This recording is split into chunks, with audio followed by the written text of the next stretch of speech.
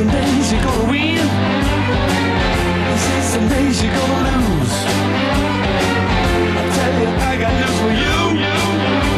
You're losing all the time, you never win. No, if you believe that's how it's gonna be, I better put you down. Get up, you take your up and come down on the ground. You gotta save me now. You better turn around. And I looked around. I was heading down on somebody throw me down the line.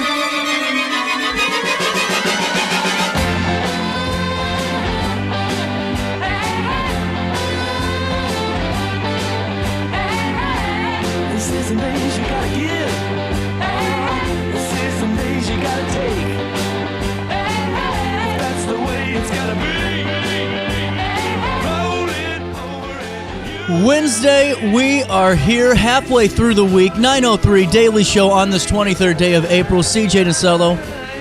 Beautiful day out there today. I can't wait to get off of work, and I know that, I hope all of you are kind of in the same boat. 80 degrees. We'll talk about weather here soon. We got a great show for all of you guys.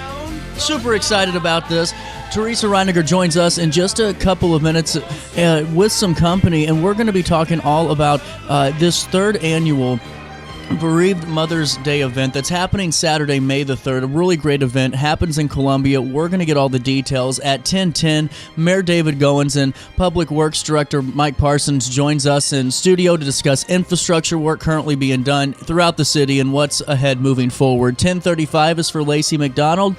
She joins us for another edition of 100 Years Ago, sharing stories and headlines about a smoking goat.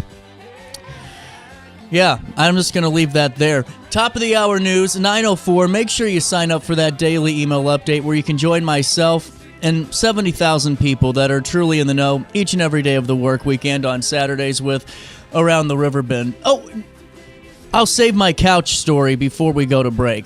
That's what we'll do. Here's what you need to know on this Wednesday morning. A Cottage Hills man has been charged with multiple felonies and a $10,000 wire fraud scheme. Here's what we know. Adam Lucas, 35, of Cottage Hills, faces serious felony charges for allegedly stealing over $10,000 through a wire fraud scheme spanning more than 2 years. From March 2022 to June 2024, Lucas accused of deceiving a victim, obtaining money through false pretenses, resulting in 2 counts of theft and 1 count of wire fraud. The wire fraud charge involves a scheme to obtain money by means of deception with funds transferred within Illinois. He was arrested by the Pontoon Beach Police. Lucas granted pretrial release and will keep you updated as more details emerge. Community leaders and hospital staff did gather at OSF St. Anthony's Health Center in Alton to celebrate its 100th anniversary with a special mass and blessing led by Bishop Paparaki. Founded by the Sisters of St. Francis of the Martyr St. George in 1925, the hospital has served thousands of Riverbend residents throughout generations. Today, it remains committed to providing comprehensive health care close to home with plans for future growth and expanded services. You can see a conversation that we had with the sisters on RiverBender.com /daily show as they discuss this, plus an open house event coming up later this year. Sydney Sinks has a great write-up and recap that's available at RiverBender.com /news.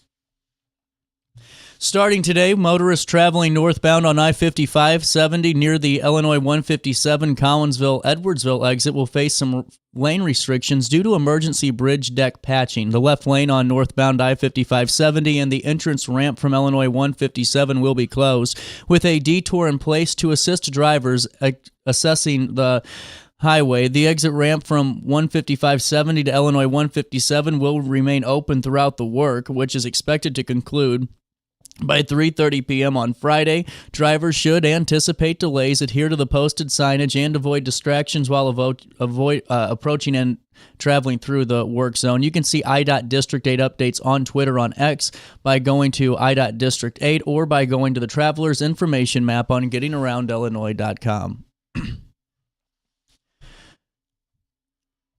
CKA Foundation International Inc., a faith-based nonprofit dedicated to holistic community support, has relocated to Alton. as of January. Founded in 2020, the organization is currently renovating its newly donated facility, preparing to open soon. CKA Foundation offers life training programs, biblical study, fitness and wellness classes, counseling, and emergency food assistance, all designed to empower individuals and families physically, emotionally, and spiritually. Partnering with groups like the Christian Karate Association, CKA aims to foster growth through compassion and dignity. The foundation invites collaboration within churches, schools, and nonprofits throughout the community. A full write-up again on RiverBender.com. Finally in the news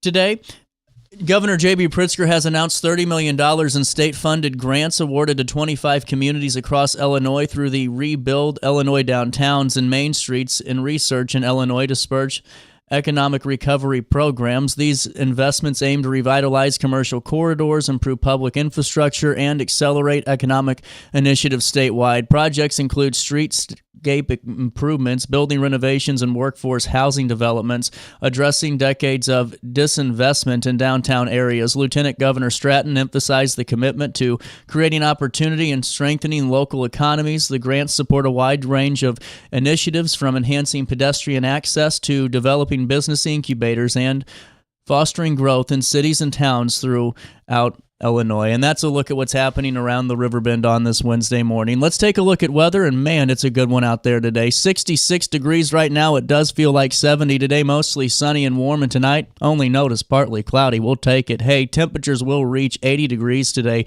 Drop down to 53 overnight as we head into Thursday. For air quality right now, it's 63, which is moderate, but might be time to take a Claritin for CJ over here. Mold is low, ragweed's moderate, the tree levels are high, and so's the UV index.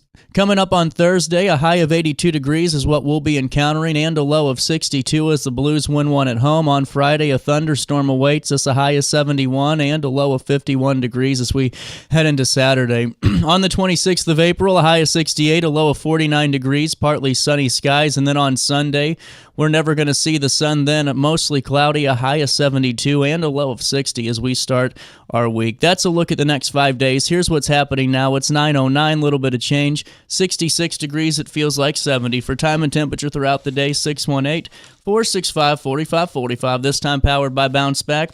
Rehab, recover, and return home. While I have you, just wanted to remind you about Hainer Library's programs coming down the pipeline in May, and the one currently going on throughout April. The Food for Fido Fine Amnesty program is a great way to be involved in the community and not have to pay your overdue library fines, whatever it could be. You know, maybe it's from the Library of Things, maybe you have a book that you haven't returned since, I don't know, the pandemic, you name it, you got it. All you have to do is bring in a pet care item, whether it's pet food or just normal pet care items, to Hainer Library, along with the library material that has to be returned, and that overdue library item fine will be waived. It has to be one pet care or one pet food product per item on that fine program, but also May's National Bike Month. And this is a really cool program that we've been talking about the last couple of days. And National Bike Month is at the downtown library location right here on Bell. Listen to this. So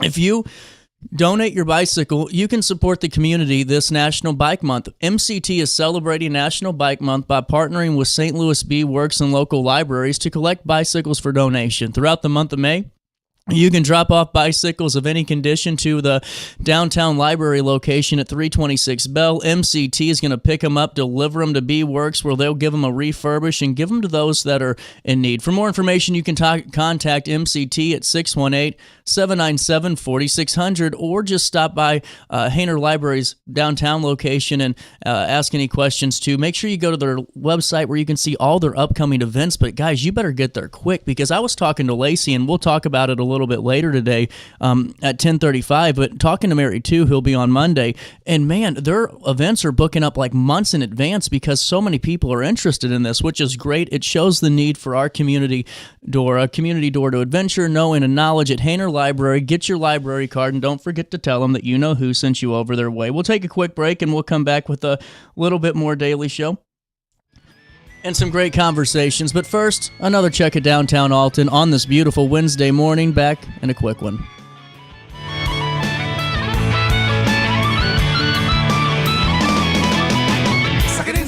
it. And if you're renting tin or in Berlin, make it a spin move or else you'll win. And then begin to see what you're doing to me. This MTV is not for free. It's OPC is killing me. So desperately I'll sing the other love.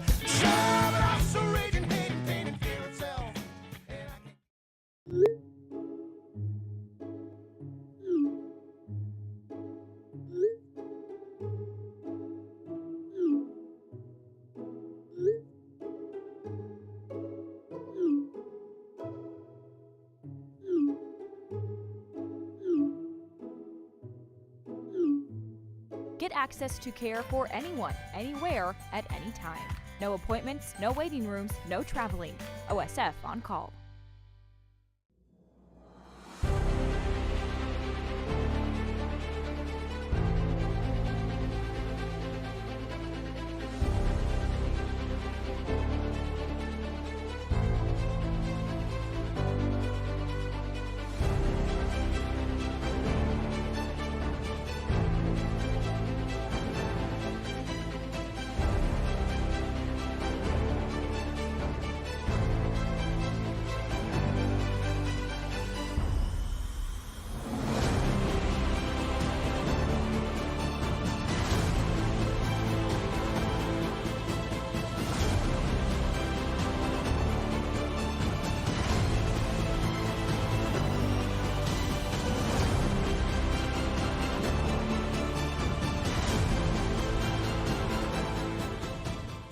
Village Dispensary has the best deals in Godfrey, Illinois, with specials 5 days a week. Mondays, roll in the week with 20 to 30% off select pre-rolls.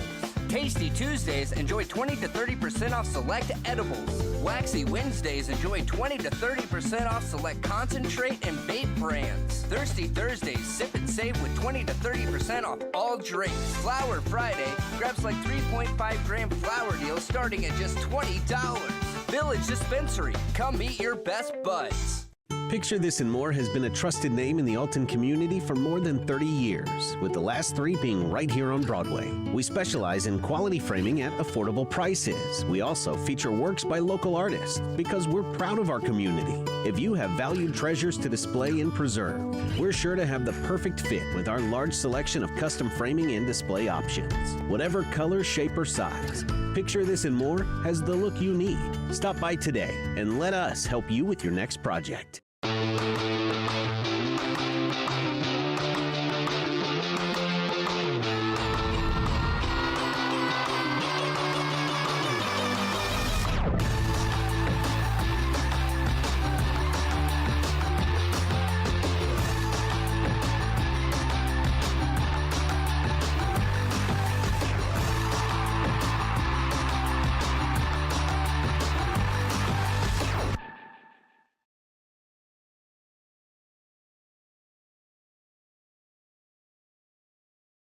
Looking for the best barbecue in Madison County? Head over to Carver's Barbecue in Godfrey, Illinois. From loaded barbecue nachos to mouth-watering pulled pork, brisket, ribs, and more, Carver's serves up award-winning flavors you'll love. Family-owned, Carver's is all about fresh, made in-house dishes served daily. Come visit us at 2716 Groveland in Godfrey, or give us a call at 618-467-9999. Order online, get it catered, or stop by for the best smoked meats around. Where great flavors meet family tradition, you'll find Carver's Barbecue.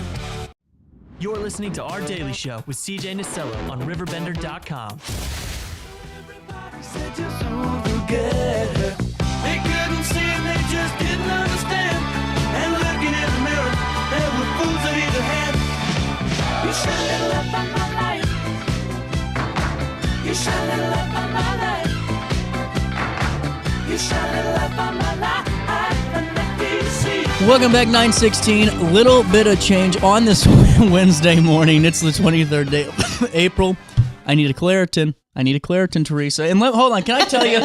So Teresa and I have been on a little bit of a journey because I was going on vacation whenever I was talking to you, and I had things getting delivered, and the stove got in there. Oh, good. The couch did not. Uh-oh. It's been a nightmare. Would it not fit through the door? I did not measure it correctly, and I should have taken the professional's word for it, but I did one better. You know what you should do whenever your couch doesn't fit the first time? you go to lunch and you grab your boss and you say, you know what, I think we should move this couch. I think like they're a great doing deal. something wrong here. So we decided to go try for ourselves and see that it did not fit. But let me tell you something. I was at the Midwest furniture store over there with Ashley and all that in the Pie Center. They were really nice about it. Really, they took it back after, we tried our best with it. And, they got me a new couch coming in Thursday. So I really Oh, my God. The stove works great, though. I am proud of the stove. Good. So,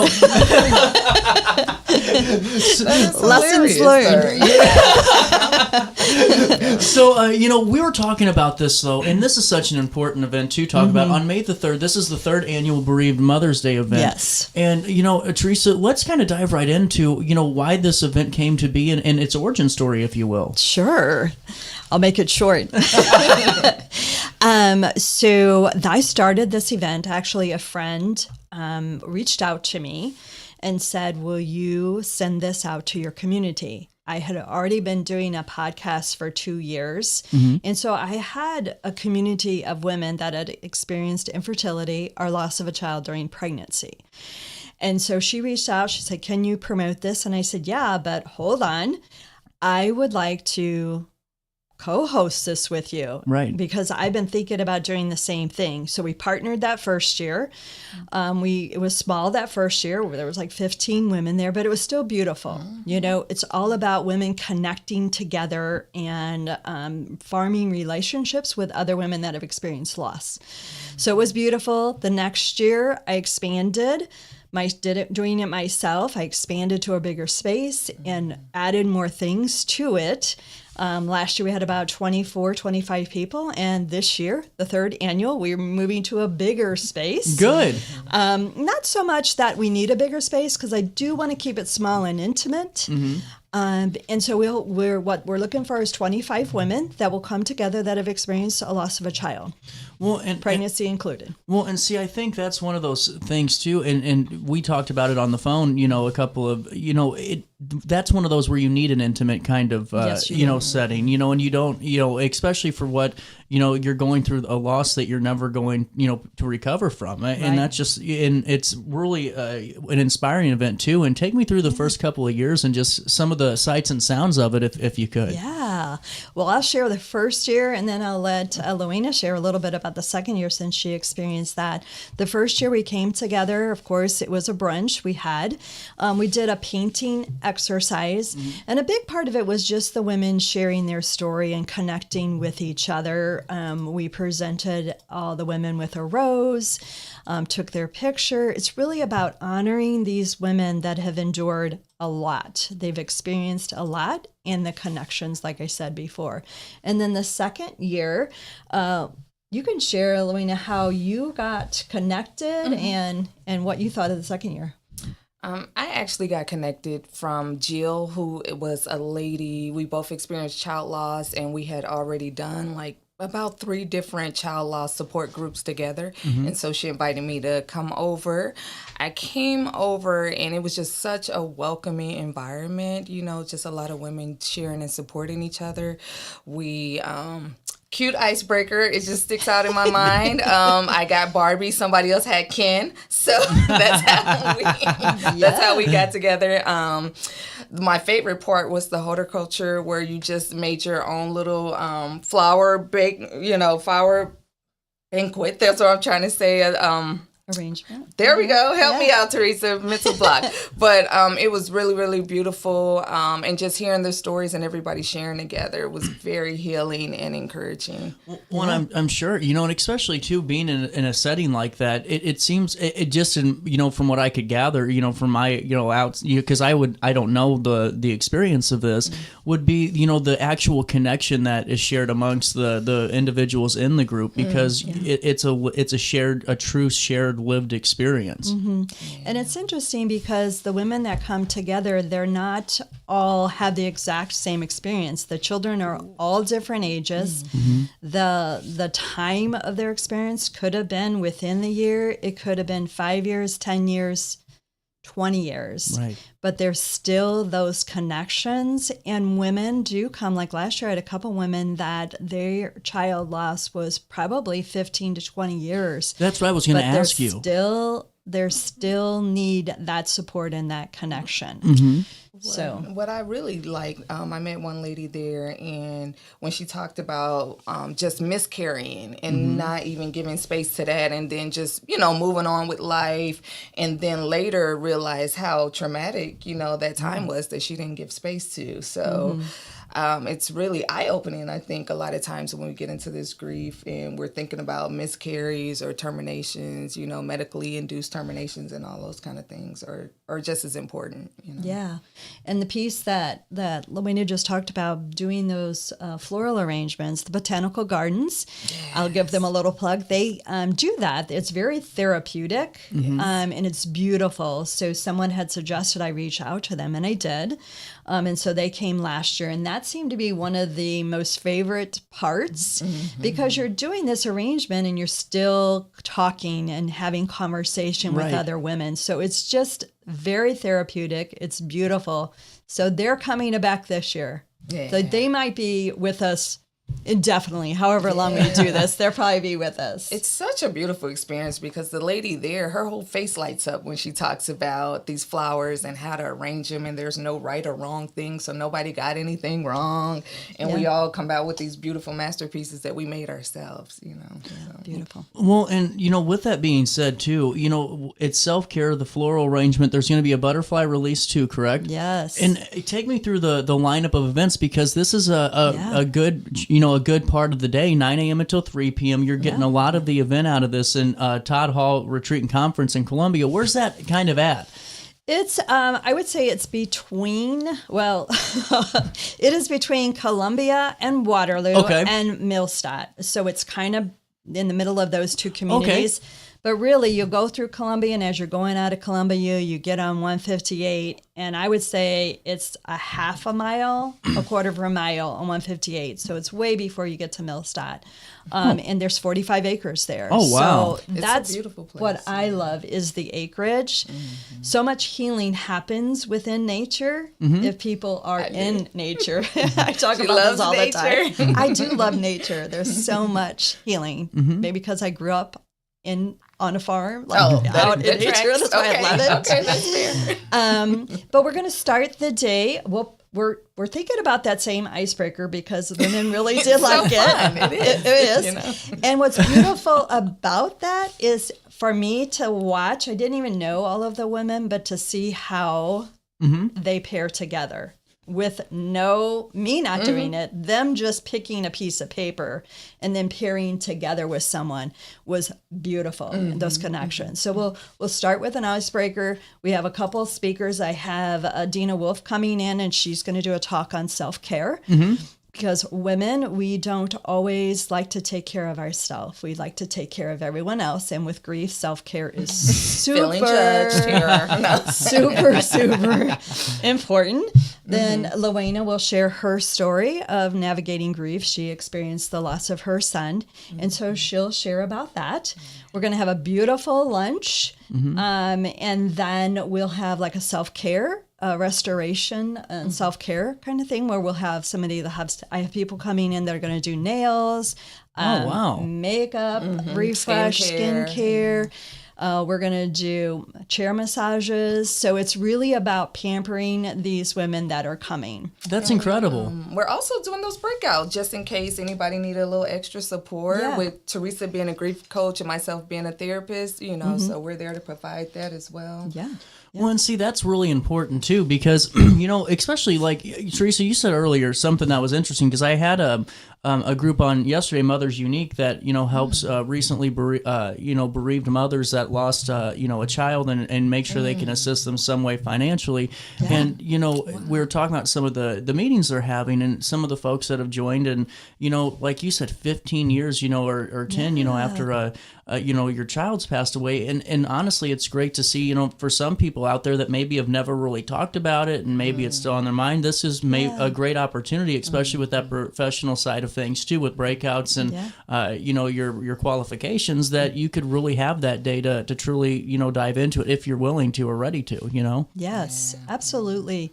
And I think I would love a connection to them. Yeah, I was just thinking the same thing. We need to talk to them. Oh yeah, we'll hook you up with Mothers Unique for sure. The great group. And so if you're just tuning into to the conversation, we'll have this available online at about 11:30 today. The Bereaved Mothers Day event is Saturday, May the 3rd. It's at Toddhall Retreat Conference Center, 320 Todd Center Drive in Columbia. And the cost to this, I mean, I'm going to be honest with you, I was kind of thinking, $150 to $200 because of just, I mean, it's you're looking at 8 hours almost, or 4 to, you're looking at a good chunk of change here, and all these different opportunities to kind of relax, take it and make it a self-care day, and really just taking care of mom, $35, or if you want to add on that grief breathwork session, correct? Yeah. That's $45. Yes. That's really affordable for this. Yes. Very much so. And I've always, from the very beginning, wanted it to be very affordable. So there's some sponsorships that are happening. The Anderson, the Share Group at Anderson Hospital is a sponsor, and some of my speakers are also sponsoring, providing food, so that's a less cost. I think really what the gals are kind of paying for is that floral arrangement, pretty much, and the butterfly release at the end of the day.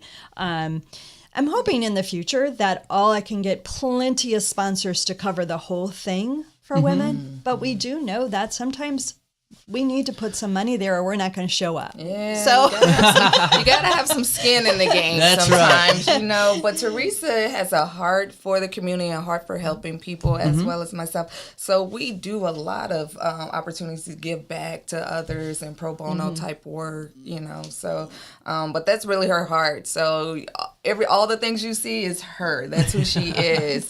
She wants to take care of them and just hold space for that moment. Well, and I wanted to. What we'll do is we'll take a quick break here because I have to pay a couple of bills, and we'll come back and we'll talk a little bit more. About that. I'm really excited to learn more about the breakout sessions too, and how we can use your services and what the conversations can kind of look like, or how they even start for some people if they haven't had those yet. Before we take that quick break, let me fill you in on my friends at OSF Healthcare. They're truly our partner, not only healthcare and medicine, but also just in the community. You see their banners up at Gordon Moore Park and all of the spots around the 618, and that's because they're not only with us every step of the way for our health care, they're also here for us in the community and bringing innovative care closer to home and just wanting us to be a part of their neighborhood. St. Anthony's Health Centers offers you everything you need for your healthcare journey, all in one trusted place. You know what I told you about the other day? My grandma needed to go to prompt care, urgent care, so we went to one on Godfrey Road. Well, urgent care ain't so urgent anymore. You got to wait for 4 hours when nobody's in the waiting room. So what we decided to do was just head on over to OSF's prompt care office. They took her. She was in and out faster than you could even blink, and they had her taken care of. She was feeling better within a couple of days, and they treated her like their own. And you know what? They'll do the same for you. OSFhealthcare.org. See all the new innovative ways that they're bringing in, that wound care clinic, some of the ways they're treating diabetes and cardiovascular health, breast health, rehabilitation, and so much more. That cutting-edge technology and compassionate touch at OSFhealthcare.org. Don't forget to tell them that you know who sent you over. Get over here their way. When I got in the car accident at the ER, they gave me a prescription of hydrocodone. And over time, it took more medication to mask the pain. I moved over to drug seeking and found heroin and fentanyl. I went to the Centerstone rehab facility, and it was the best decision I ever made in my life. I have my own car. I have a job. There's nothing holding me back anymore.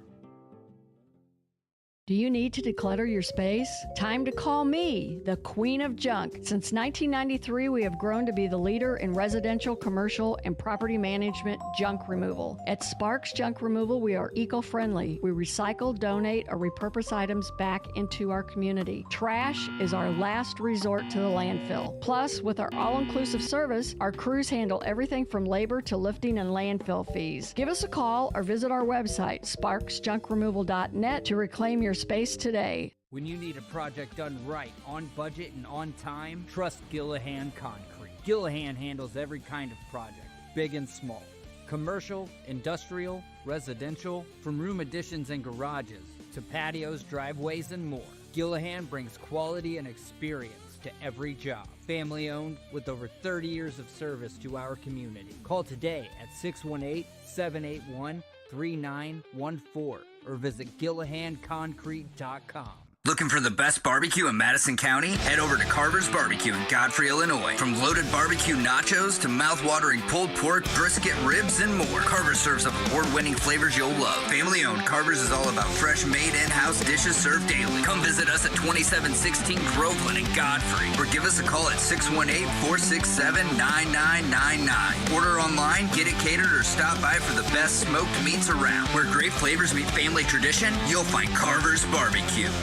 Have a rash, pink eye, or urinary tract infection and need care now? OSF On Call Urgent Care is here to treat you. Start a virtual visit 24/7, whenever and wherever you need it. It's just that easy. OSFOnCall.org/virtual visit. You're listening to Our Daily Show with CJ Nasello on RiverBender.com.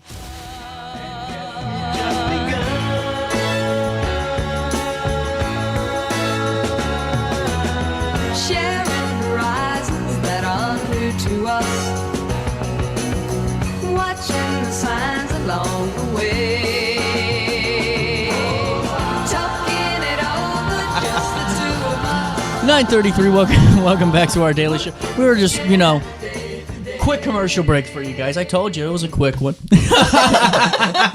I was ready to get up. Well, we were getting ready to take pictures. I have a soda exploding on me in the studio this morning, and this keyboard is absolutely ruined. So we're gonna have to go up to the tech center in just a couple of minutes here. But we're getting back to this conversation about the Bereaved Mothers Day event. It's the third annual one. It keeps on growing. Hosted by At.Teresa Reiniger, Living After Grief, and really Toddhall Retreat and Conference Center, 45 acres in Columbia, where you can be part of it Saturday, May the 3rd, 9 a.m. until 3 p.m. for $35. I mean, going back to that, I just love the cost point of that because I really expected, $150, $200. Yeah. The value is there for it to be that. It really is. Yeah. These are women though that I always want to pamper them. Yeah. I want to honor them. Yeah. For what they've endured. And so to be able to keep the price low for them is going to always be my goal. Well, and, we were talking about the breakout sessions a little bit and wanted to kind of dive more into those. What are those going to look and sound like? And then also, too, if we could, and just a follow-up, just before we get into the meat of the conversation, if someone's never had that conversation and maybe they don't know how to approach it because, they just put it away and they move forward because, women are strong and they, keep marching along. So what would that sound like? To do the breakout session? Yeah, to do the breakout session first. With Wayne and I, it's really those women that continue to be strong, and we do want to be strong for other people, or to just push it down and avoid it. We know, as professionals that work with them, it will surface. Right. You can hold it only down so long. And I a lot of times use the analogy of like a beach ball and trying to hold a beach ball underwater. Right. You can only hold it there a certain length of time, and then it's going to pop up, and who knows where it's going to go. So grief affects every aspect of your life. And so we want to make sure that once we talk to people, you can determine where it's affecting them the most. And for me, you could speak to you, but that's where I dive in first. Like, is it affecting your relationship? Is it affecting your career? Is it affecting your spiritual life, your health? I mean, it affects every area. And people don't many times even realize how it has affected them. Yeah. I belong to a support group, and one of the gals last night said, I'm crabby and I'm on edge, and I don't even realize sometimes until I sit for a minute that it's the grief. Like, it's close to a date when she experienced the loss of her child, and her husband will say, well, do you know what today is? Right. And so it might have been for them 8 years ago, but those dates still, they're in us. grief is within our body. And we may not even know the calendar day, but our body knows. Our body holds that grief. Yeah, we like to say body keeps the score, right? The body does keep the score. It's a great book. For me, the journey of grief, sometimes I could connect with my own journey with grief because when you're sharing your story, there's healing involved, Absolutely. So I may just start throwing out things that I did, in the first loss, weeks, months after my son died, and they are like, oh, I can see, or oh, I can resonate with that, or oh, I'm going through that right now. So I think for me, that lived experience is my connection in a lot of the times. Do you think the lived experience and that shared connecting point? Do you think that could be one of the most priceless things when it comes to having these conversations? Because that's why I really think that this event, just for my I guess my empathetic approach to this, because I can't sympathize, with this situation, that it would have to be a connected piece to truly get to a healing point, because, you have someone that truly understands where you're coming from. Yeah. That can work either way, though, sometimes, Can it really? Because they might be, because maybe my grief may be too triggering, or my experience might be too triggering. Now, and that's it may true. take that professional side of just validating them and more listening and more support. Yeah. And in the listening, I think we both as professionals, we can see the pattern, where it leads to, of hope and healing, and where it stemmed from, maybe some of that grief too.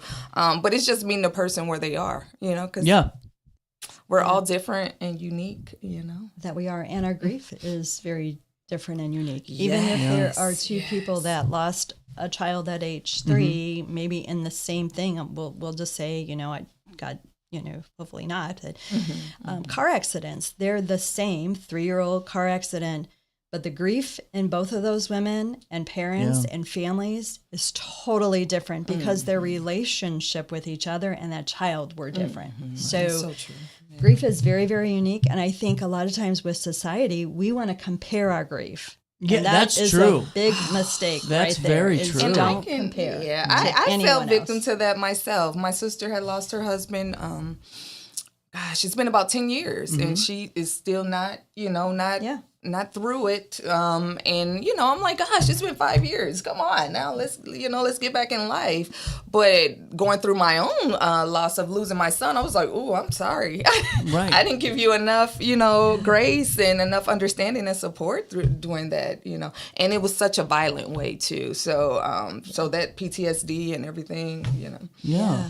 Well, and see, I think that's such a really important thing to note, because you're right. I mean, in society, we really, look at Facebook and all that, and you can't tell me we don't compare grief, or, or in some ways, and I don't want to accuse us of doing this intentionally, but in an unintentional way, we almost live for, some people almost live for that kind of social media, drama. For that. Yeah, and I hate to say drama, but almost that validation that they're heard, where it's, the thoughts and prayers, but I won't tell you, where, if it's going to be, here's what happened to me, yesterday, and, this has been going on, is it because you really want the world to know, or is it because you just want to feel heard? And that's kind of, you know what I'm saying? I don't know. I'm not a professional here. Both. Yeah. I'm like, it could be a little bit of agree. both. Yeah. People definitely want to be heard. Yeah. Definitely seeking some validation in their experiences, and, and just some support that they may not find with the people closest to them. That's true. So, this is why this is going to be such a great event. Really, all day long, this is what it's going to look like. And when did the breakout sessions start? And what's the grief breathwork session? That's amazing. And so Luena and I both experienced that. I do a retreat, and that is a higher cost ticket item. I do a retreat, a whole weekend retreat, and we experience the breath work, the grief breath work at that event. A great friend of mine, Dina Wolf, presents that. It will be after the event is over at 3. If people want to stay and do that, there is an additional cost for that, but it is amazing, that experience. So you have headsets on where you're listening to all kinds of prompts, and it's taking you through some deep breathing. Wow. And she even said, if anybody follows me on social media, I posted a video of her and I. It's really while you're going through that, the talking piece of that, it's affirmations, it's sounds, it's all kinds of things that are so healing while you're doing this breathing. But in the middle of it, it takes you to a place to really have a visual with your loved one, which is super powerful. Wow. And it releases a lot of grief within you as you walk through this experience. So it's an amazing experience, an amazing thing to be a part of and do. We've experienced it. I've actually experienced it twice, and I will do it again. There's so much healing when everybody gets done, though. They're like, wow. Yes. I didn't think I was holding anything in, you know? Oh, and you are. Yeah. Okay. So, I know I am. Well, with that being said, too, when do the breakout sessions take place during the course of the day? So they'll be, we'll do lunch, and then I think right after lunch we'll do that floral arrangement, and then it's towards the end of the day. Because everybody will kind of separate it. We kind of stay together at the beginning for some talks, and then we'll do that towards the end of the day. So people can then, they've kind of connected with people, but during that time they can really connect and have conversation while they're moving about to different breakouts, different things, whatever they feel they need to do. And I want to make sure that I also talk about, during that time, we talked about chair massage, like essential oil skincare. Connie, my good friend Connie Rose, she's also going to be there with a device that she can do inner voice scans. Oh, wow. So this is very interesting. We hold our emotions in our vocal cords. Wow.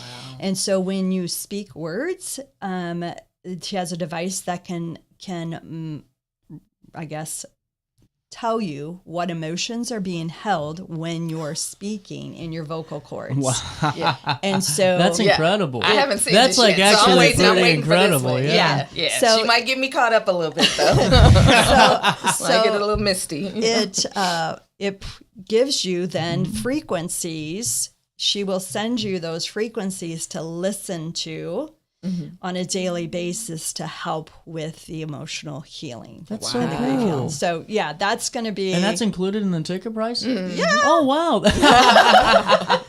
I have some good friends that help around me and support me, so that are willing to come together. Friend, so before I let you go, because we're running out of time here, let's overview the event one last time. The Bereaved Mothers Day event, the third annual, May the 3rd. It's going to be at Columbia at the Toddhall Retreat Conference Center, 320 Todd Center Drive, Saturday, 9 a.m. to 3 p.m. on the 3rd of May, $35 in that grief breathwork session. If I do get paid to do my job, $45 of an add-on cost, 4 to 5 p.m. afterwards. Yes. But one last time, if you could, let's overview this, and we'll put a nice bow on this conversation. Yeah. So reach out to me, social media, Living After Grief, or just really that event is under my name, which is Teresa Werner, maiden name Reiniger, or just go to livingaftergrief.com/Bereaved Mothers Day.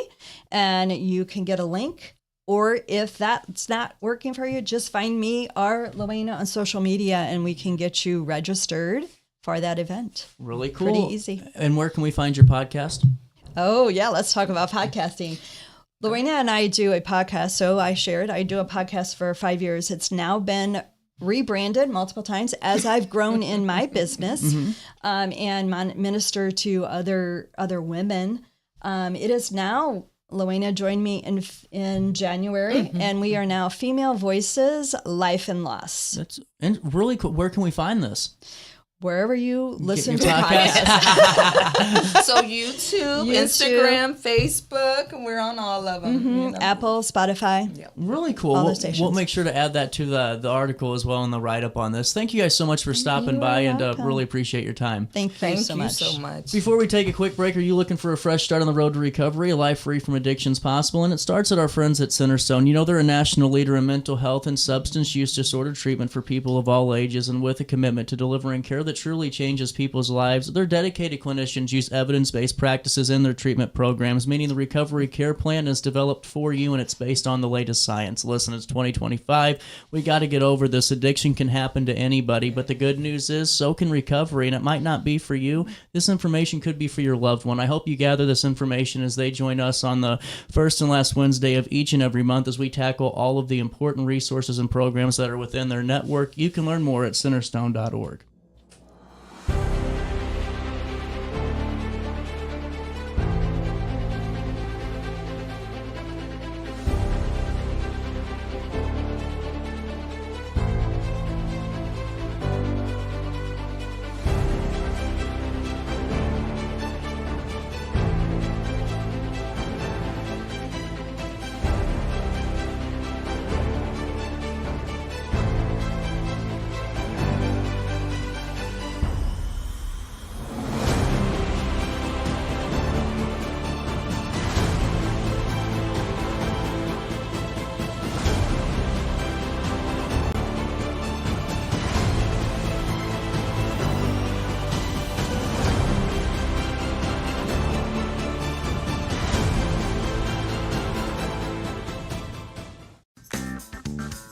Has free checking become a thing of the past? Not if Liberty has anything to say about it. With 3 free personal checking options and even a free business checking account, free is alive and well at Liberty Bank, the local bank that gives you free checking choices and more cashing in your pocket. Bank locally, bank Liberty. For more information, visit www.bankliberty.com.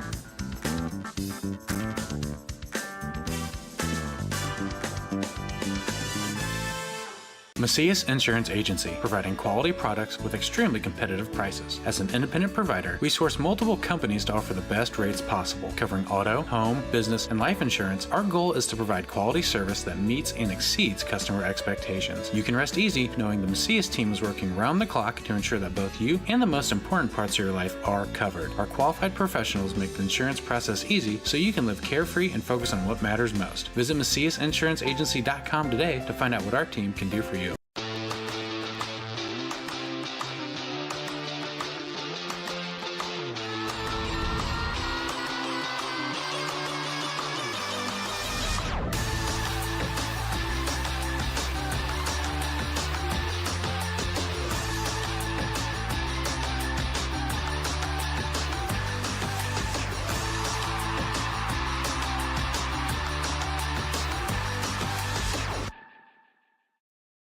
No matter the season, Play It Again Sports in Edwardsville has the gear the athletes need to get in the game. Whether you're shopping for the newest sports equipment or saving money on quality used gear, Play It Again Sports carries what you need to maximize performance to get the most out of every swing, kick, stroke, or shot. We'll even buy your used goods, paying cash on the spot. We carry all the gear for all the sports all year long. We're your hometown sporting goods store. Play It Again Sports, conveniently located at 4 Club Center Court in Edwardsville. You're listening to Our Daily Show with CJ Nasello on RiverBender.com. Nasello on RiverBender.com. But I ain't got wings coming down is the hardest thing.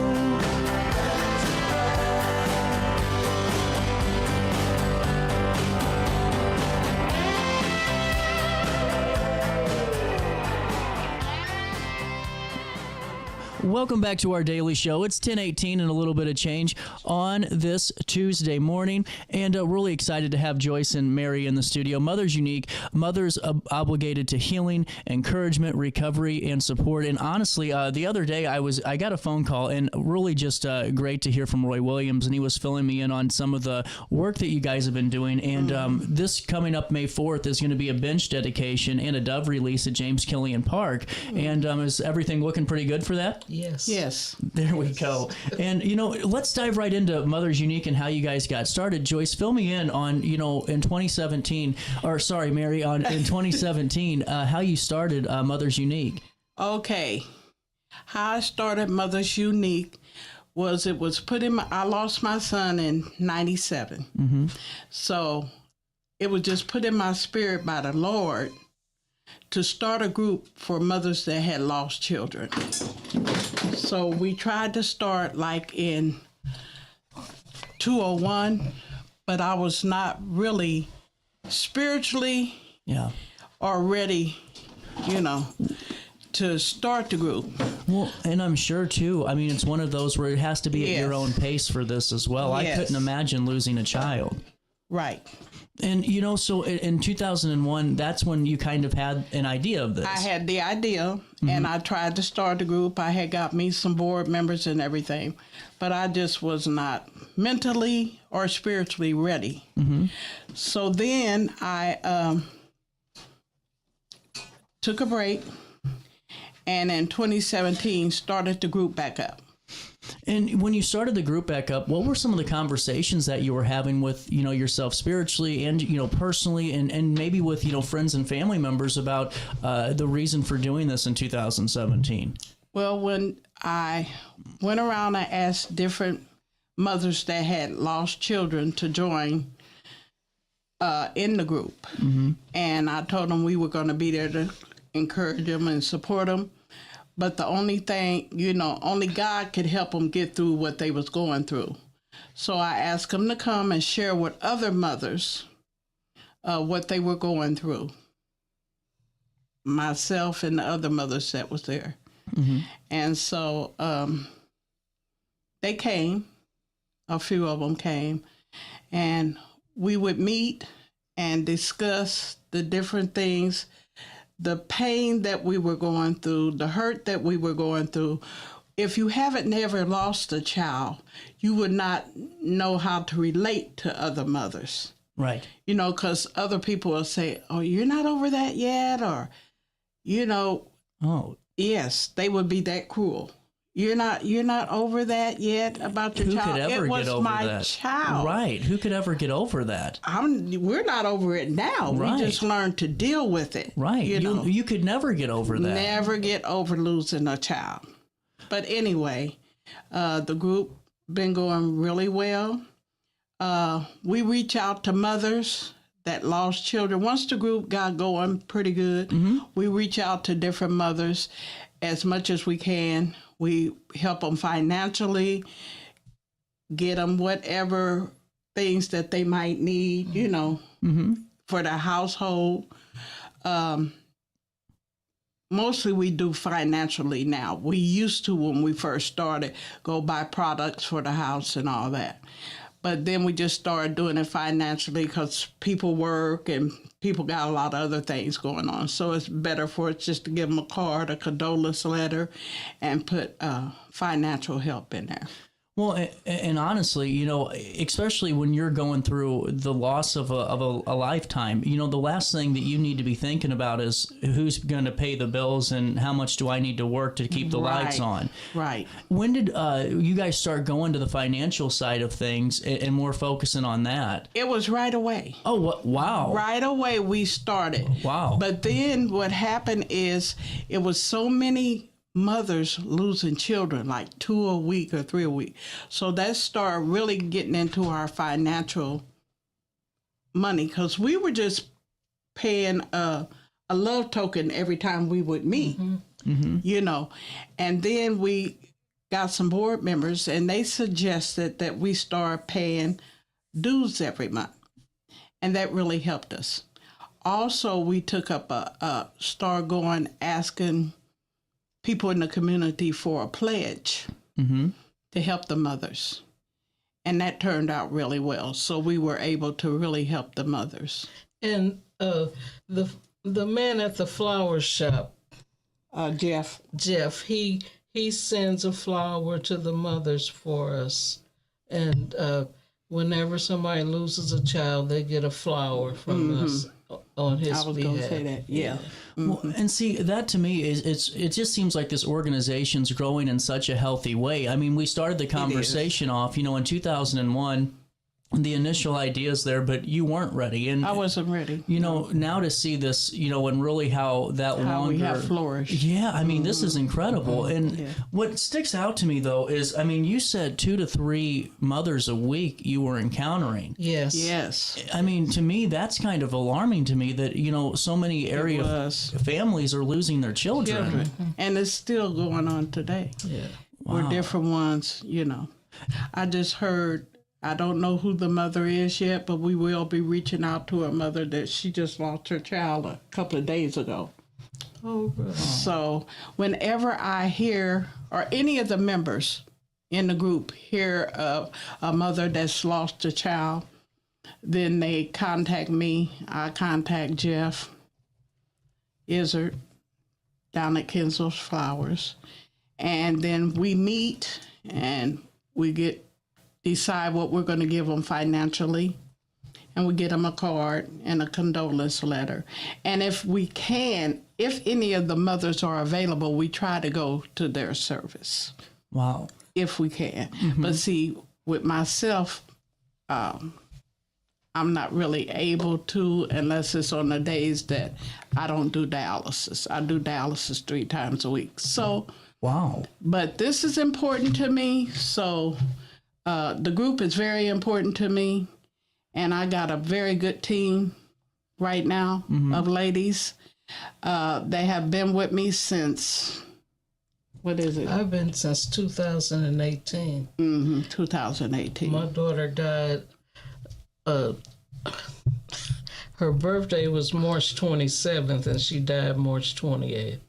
Oh, no. So I have to deal with those 2 days, and it's hard. Yeah, and it's she's hard. been gone 7 years, but it just seemed like yesterday. Well, and did you find the group shortly after? Yes. Take me through that experience. I mean, because I could only imagine, I've said earlier to Mary Joyce, I couldn't imagine losing a child. And to know that, there's a support system that is in place in this community. What was that experience like for you, if it's okay? Okay, we were at a NAACP banquet, and I was telling Mary I had lost my daughter. And well, I came to your daughter's service. Yeah, you had came to her services, but I hadn't really shared it like I did at the meeting. And she told me about the group. She said, you ought to come to our grief group and talk, And I went and, just having them listen to what I had to say meant so much because, like she said, I've had people to say, you ain't over that yet? And I'm like, no, I'm not. I'd be on the local news if somebody said that to me. I'm just telling you that now. That to me is just, you're right though. It's cold. It is cold, but it's incredible in the wrong ways that you have to encounter that when you've gone through the biggest loss that you could ever go through. Right. And so Mary, invited me down to the group, and I went, and I've been there ever since. So, wow. And it has helped me, and I brought people in too. Yes, you have. So. Well, and see, Mary, I want to go back to this because you mentioned, you're actively, going through dialysis, and is it one of these things, is this organization one of these missions that no matter what, you're going to make sure this is going to keep going? Because, you're going through a lot yourself, too. I am, but it's important to me, to reach out to other mothers. I'm real compassionate to other mothers, and we got a lot of young mothers, much younger than us, to have lost children. So that really, make me want to reach out and help them as much as I can. Did you guys have a moment to take a quick break with me? Yes. We'll come back with more of this great conversation. We'll learn more about the Dove Release the Bench dedication set for May the 4th at James Killian Park. For Mother's Unique, Williams Family Dove Release will be there. They do such a good job. They were with you at the amphitheater, weren't they? Yes. Really cool. That was our first Dove Release. Was it? And was that your first event as well, or no? You've done. We've had other events. We'll talk about some of the events you put on in the past as well, and learn a little bit more about ways that we can get involved in the community and help support what you're doing too. All right. You stay there. We'll stay here on Roku TV. It's our daily show. Back after this.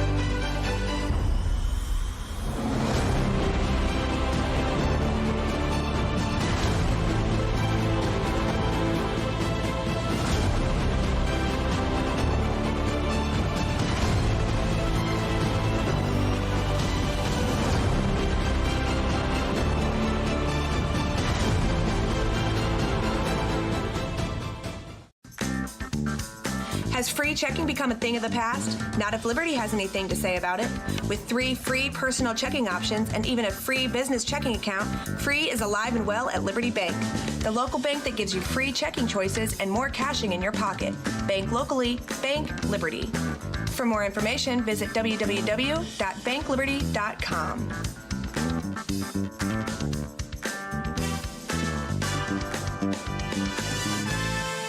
Macias Insurance Agency, providing quality products with extremely competitive prices. As an independent provider, we source multiple companies to offer the best rates possible, covering auto, home, business, and life insurance. Our goal is to provide quality service that meets and exceeds customer expectations. You can rest easy knowing the Macias team is working round the clock to ensure that both you and the most important parts of your life are covered. Our qualified professionals make the insurance process easy so you can live carefree and focus on what matters most. Visit MaciasInsuranceAgency.com today to find out what our team can do for you.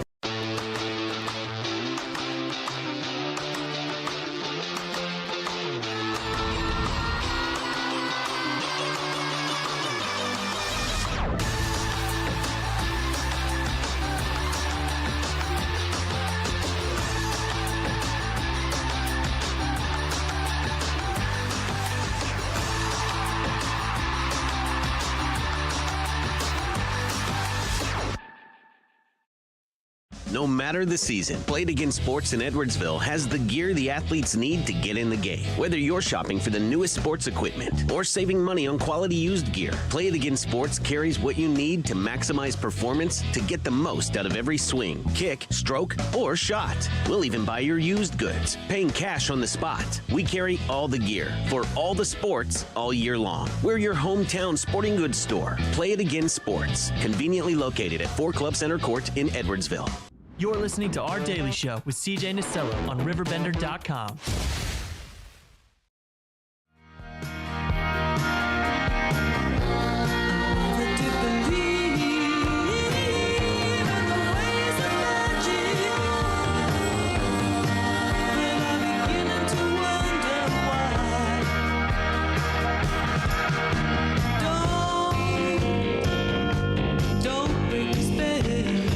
Welcome back, 10:32 on this 22nd day of April, 65 degrees in the heart of the 618.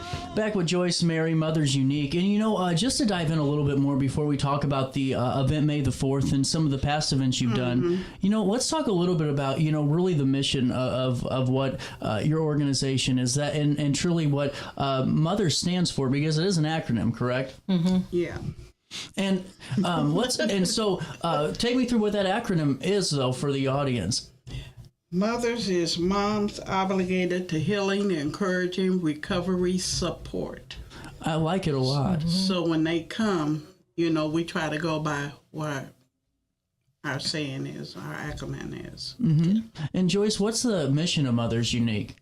The mission is to seek to create an atmosphere of mental and moral support to mothers who have lost a child, whether through sickness, tragedy, and or sudden death. We strive to provide support through honesty, empathy, and understanding by moms who have shared their grief experience to aid others. I can't see. And honestly, I think it's just good for the community to know a little bit more about truly what that mission is. Because grief, to me, grief is love that has nowhere to go. Yeah. You know, it's just, you were in love with that person that passed, and you have all this love left over and nowhere to put it. You know, that's grief, in my opinion. So, and another thing with Mothers Unique, our group is just for mothers that's lost children. It's a lot of grief support groups around for other family members, but we just do mothers that's lost children. I agree. Well, and I think it has to be that way because, you know, I think that only mothers who have gone through that can really only share that experience with each other. Right. Well, and honestly, you know, how often do you all meet? Go ahead. We meet the second and fourth Thursday of every month, And it's at the YWCA at 304 East 3rd Street. Perfect. And our time is from 4 to 6 p.m. Really cool. Well, and honestly, just so folks can know, if there's a mother out there, that has lost a child and has been looking for that group that they can connect with, is there a way that they can reach out to learn more and be involved in your organization? Well, the Y usually have something scheduled down there that they let them know when we're meeting also. Mm-hmm. And then, like I said, word of mouth. A lot of times when a mother loses a child in the community, and we don't have to know the mother, because I remember one experience that we had is, I don't know if you remember, the little girl, it was about 3 years ago, a little girl got hit up on Delmar. Yeah. I didn't know that family, but our group reached out to that mother. And we had sent her a flower, a card, condolence. That really broke my heart about the little girl, because she was running out to get a puppy or something, and her and the puppy got killed. But so it don't have to be anybody that we know. Right. Just the fact that we know that a mother lost a child, we try to reach out. Well, and on top of that, too, let's say if somebody, lost a child, a couple of years ago, and this has been some time, and they're just, having trouble healing. It doesn't matter of the time. Can they still join? Yes, it doesn't matter about the time. Do they just show up to the meeting, though? Or, yes. Okay, that's all they have to do? Yeah, that's what I was making sure of. Okay. Yes. Perfect. So I just wanted to make sure they didn't have to call you first or anything like that. Just show up. Okay, well, and now on top of that, how can we support you in the community? Can we, contribute financially? Can we pledge? How does that work for your organization? Well, you can pledge, whatever amount. We don't ask for a specific amount, but whatever you would like to pledge, or whoever like to pledge. And organizations have pledged to us before, so it's not like they didn't know. Right. Once they found out and we was asking for pledges, they did. Well, and they should. And so in the community, can they, and we can make donations to you guys, I'm guessing as well. How would we do that?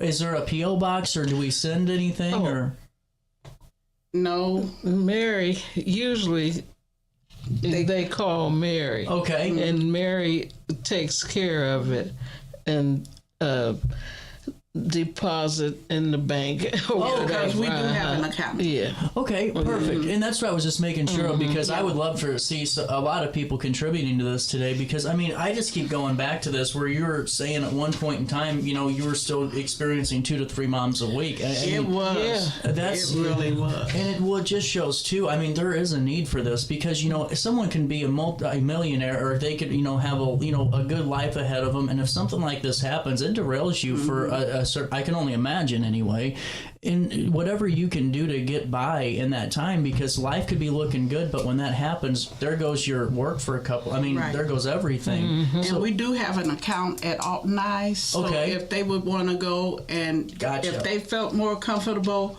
putting it in the account, is Mother's Unique Grief Support right at Alton on Albee. Perfect, and that's a good way to do that too. If they wanted to go up and make a donation too, make a donation. Yes, I love this, and honestly, I love the fact that you're doing community events. When did you start doing those?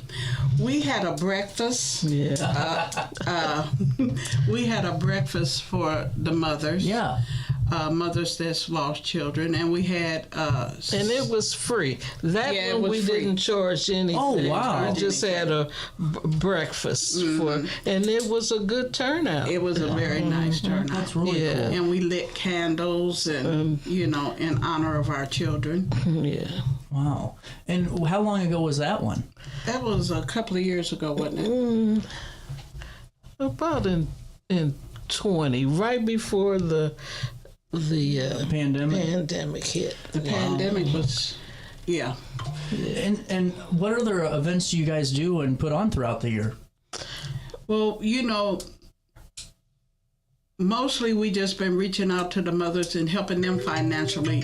You know, it takes money to even put on an event and stuff. Oh, like yeah, that. absolutely. So we just had a luncheon. And we charged, how much did we charge? Was it? I think $20 for the luncheon. And it was a nice turnout. Oh, wow. Well, good. And we had it at the Y. We had it at the Y, yeah. And it was a good turnout for that. A real, way more than we thought it was going to be. Plus, people came and just got.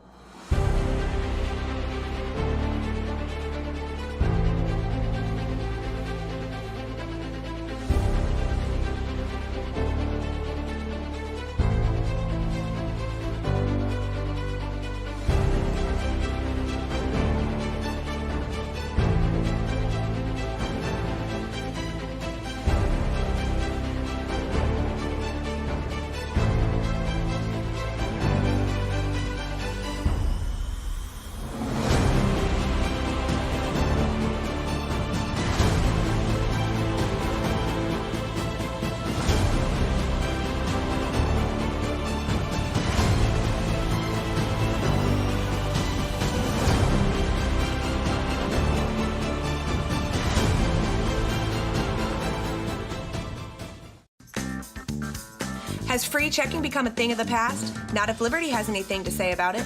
With 3 free personal checking options and even a free business checking account, free is alive and well at Liberty Bank, the local bank that gives you free checking choices and more cashing in your pocket. Bank locally, bank Liberty.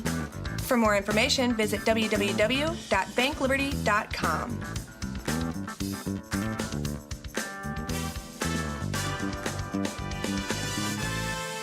Macias Insurance Agency, providing quality products with extremely competitive prices. As an independent provider, we source multiple companies to offer the best rates possible, covering auto, home, business, and life insurance. Our goal is to provide quality service that meets and exceeds customer expectations. You can rest easy knowing the Macias team is working round the clock to ensure that both you and the most important parts of your life are covered. Our qualified professionals make the insurance process easy so you can live carefree and focus on what matters most. Visit MaciasInsuranceAgency.com today to find out what our team can do for you.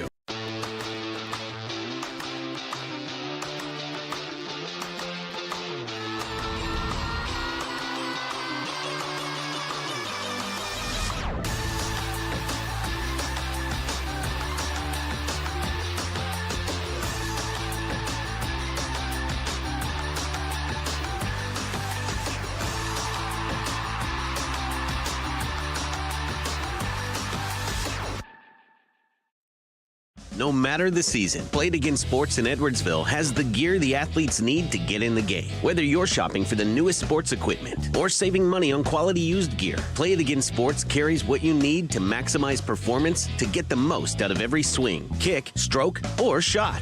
We'll even buy your used goods, paying cash on the spot. We carry all the gear for all the sports all year long. We're your hometown sporting goods store. Play It Again Sports, conveniently located at 4 Club Center Court in Edwardsville.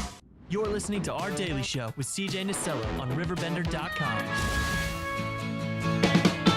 But I keep on thinking about you, sister golden hair surprise. And I just can't live without you.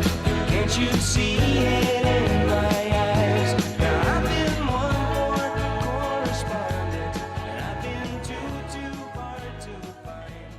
But it doesn't.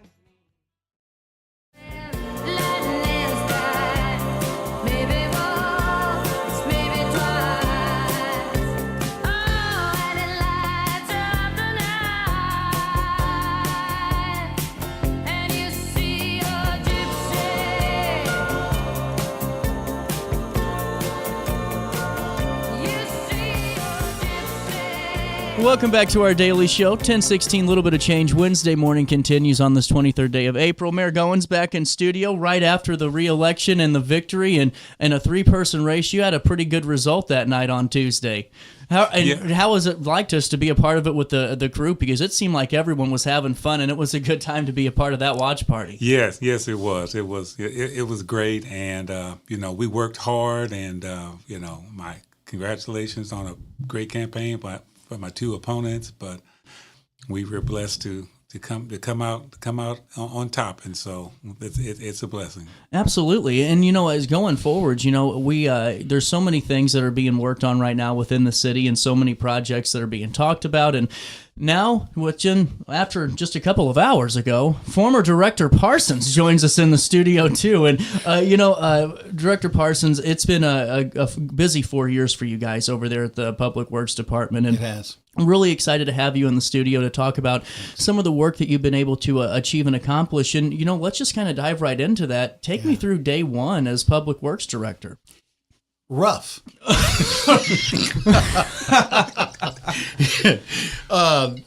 It was a challenge. Again, the mayor took a risk. He took a political risk. And I reminded him of that on several occasions, that I walked into the office without any type of public work experience. I had the 35 years with the department. I started as a grade 5, which is the lowest department. And then for a while I was animal control. I was the chief of that, which one of my favorite jobs. And then, of course, to be asked at the last 4 years of my career. But here's what I did. And it's a story that I tell, but it's a true story. He just asked me, would you do me 2 things? I told him I didn't have all this experience, but he said, would you do these 2 things? Would you be honest, and would you work as hard as you can? And I told him, for those 2 things, sir, I can do that. Mm-hmm. And so once we got in the department, and because I was in the department so long, I knew we needed equipment. I knew that for decades we have not had trucks and pavers and other pieces of equipment, new street sweepers and those. So I went to work. And I wanted to train the guys. So the guys got a lot of training. We got a lot of equipment. And then we went to work. And so in 21, we didn't put down as many streets. But after that, once the money started coming in with ARPA, we went to work. Absolutely. And take me through one of those first bigger projects, and we'll talk about equipment here in a second, because I'm interested to hear more about equipment, because there was a lot purchased. And in that first project, you remember what it was by chance, and just what that role was like being in the directorship? It was Bloomer Drive. It was North Rogers. It was those big streets that have been in bad shape for a while. Mm-hmm.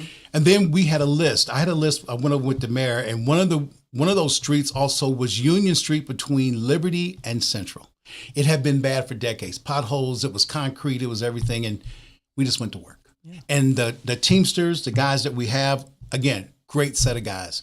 But what they needed was equipment and direction. And once we got, the direction was, let's put down as many streets as we can, because the city is in bad shape. But it's been in bad shape way before Mayor Goins' administration got in. So we just went to work on the worst streets we had. And then I went to the alder people and said, give me your worst 3.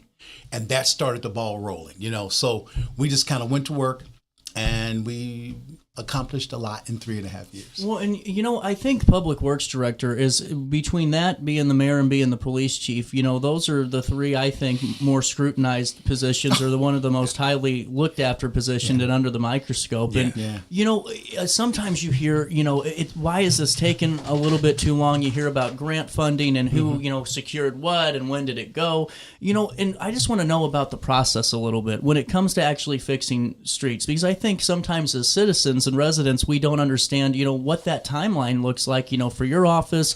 What's that look like? Let's say, hey, because I don't really live on a street. This is a problem. And I actually wanted to ask you about the alleys too, and all some of the issues going on there. But with roads, let's say I'm on Elm Street, the road's tore up, and it's a problem. That's the road we fixed. That's what I'm saying. Right. You picked the right street. And so that's exactly why. So I call you, or I call my alder person. Yes. What's that process look like afterwards? What's that timeline look like, from the city standpoint? That is a great question. It all comes down to money. Okay. It all comes down to money. Elm Street was one of those that we got a lot of complaints on. And so we decided that from Albee all the way to the Central Bridge, we were going to replace it. Now, it had been bad for a while. Mm-hmm. Also, it had bricks underneath. So that was another whole thing. Right. Where we're going to go back historic and put it back brick, which would have cost the city a fortune. So we talked with the alderman in that area, and we decided asphalt. So basically, you're talking, we go out, we measure that out. We see how many trucks we're going to need. And so everything comes down to, I could think on Elm Street, I wish I had my figures in front of me, but in Elm Street, you're talking close to $100,000 and material and those kind of things, plus manpower. Now, there's like Does SMS get involved in that process? They before? do. They do in our MFT. Oh, the streets that we MFT. do with them. Okay. Yeah, but our Right. MFT fund, motor fuel tax, it's a whole different thing. That's Yeah. the one that SMS will come in and they'll do all the measurements. Okay. On some of the other streets, particularly those that were some of the older people gave me, which was Elm Street was one of them. We just go in, we measure out, and we do it. Really interesting. And you know, so with that too, is always contacting the alderperson the best step forward for reporting? Alderperson or our office. And, Okay. and that's what we were talking about that. Because they always call mine. Yeah. Right. Don't call the mayor's office. Call Public Works or talk with your alder You people. wouldn't call your brain surgeon for a heart attack, you know? And I hate, but that's really, I think sometimes we call places and think that's where we need to be going, Nope. and that's just, it's the wrong direction, and you can save yourself time. And here's the thing. If you call your alderperson and you call Public Works, and of course, and here's what, this is very important. Public Works has a work order system. So everybody that calls in and leaves a street, leaves an alley, leaves a sidewalk, leaves a tree that's fallen over, whatever, that goes in the database. So then that alderperson or that citizen can call back and say, hey, I called in April, nothing's happened this May. We can go back and see what the Gotcha. issue is. You see what I'm Gotcha. saying? If you call his office first, then he has to call our office. Right. Well, and see, I think that's such a big point, though. It's just being informed on, you know, some of those proper communication channels, too. Absolutely. Another thing I wanted to ask you about, because I know that, you know, during the last 4 years, you know, you were getting all this, there was new equipment coming in. Yeah. Was there a street sweeper that was purchased? Yeah. Yes. And then there was also some lawn cutting equipment you were looking at, right? We have, for the first time, the city of Alton, well, let's backstory. We have side of roads that are right away. Right. They're so steep that we literally had guys falling off the lawnmowers trying to cut. I'm sure, especially Albee, I could see that. Especially Yeah. Albee, and then also Humbert Road as you're going out toward the okay. So we went, and again, it was Nate Chartrand, you know, our forestry supervisor, but he came to me with these ideas about these remote control lawnmowers. I'm like, Nate, are you kidding? City of Alton, remote control. So anyway, I went to Debbie, our comptroller, and I said, Debbie, come out for this demo. I want you to see this. And when that tractor, literally, it tracked itself with like tank tires, treads, and it didn't slip one time. And it cut. We let it go high, and it cut it like it was nothing. I said, we're getting one. And so I convinced her, talked to the mayor, of course. I had to call the boss. Yeah, that's right. And say, listen, I know this is a risk, but if you just let me try it, you know. So we did, and they saw the wisdom in buying one, and now we use that thing a lot. And, you know, and see, that's what I think's interesting, too, is because I think sometimes we forget what type of landscape we have in just our terrain, because we have an interesting section of region right here with all these bluffs and hills, and then you might have a couple of, you know, miles of flat, you know, town square, but that's about it.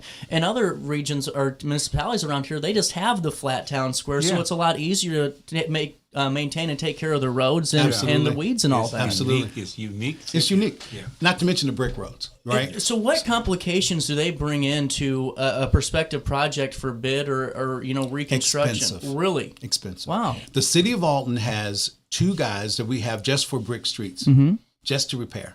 And they will be repairing brick streets for the next 50 years. Wow. That's how many brick streets we have and how many are in repair and need repair. That's interesting. It is. I mean, it's one of those things where if you're in a certain neighborhood, they don't want asphalt. And, Right. and I'm with them. I am. But the maintenance of them, but once we get them, here's the great thing about brick streets. Once you get them right, they stay right for a long time, for decades. Oh, well, see, that's really good to know, too. Yeah. Once you can get the sub base and everything together, they're good. Well, and before we take our break and come back with more of this conversation, one of the projects I wanted to ask you about is one that was really talked about, the Riverview Wall. Yeah. And I know that, you know, that's one that was discussed. It seemed like every time you went to bed, it was like Godfrey's comprehensive plan. Alton had the Riverview Wall, you know. And I wanted to know just some of the challenges or some of the project, if we could kind of just tease this a little bit, and we'll come back with more after the break. But just take me through an overview of what that project experience was like for you. That project was one of the mayor's biggest complaints when he took over. And my inexperience with engineering and other things was one of those things where, and I say it a lot, that I was the mayor's weakest link as far as his department heads, was because he was thrown that Riverview Wall project. And I was thrown the Riverview Wall project. And so a lot of the criticisms were focused at me, that I didn't know how to fix it, that we had lost the funding, which was not true, that we were not working with FEMA, that was not true. And so I was on a constant call with the mayor. But then it was very interesting. Riverview Wall was such a unique project for Alton, so we did rely on SMS, our engineers.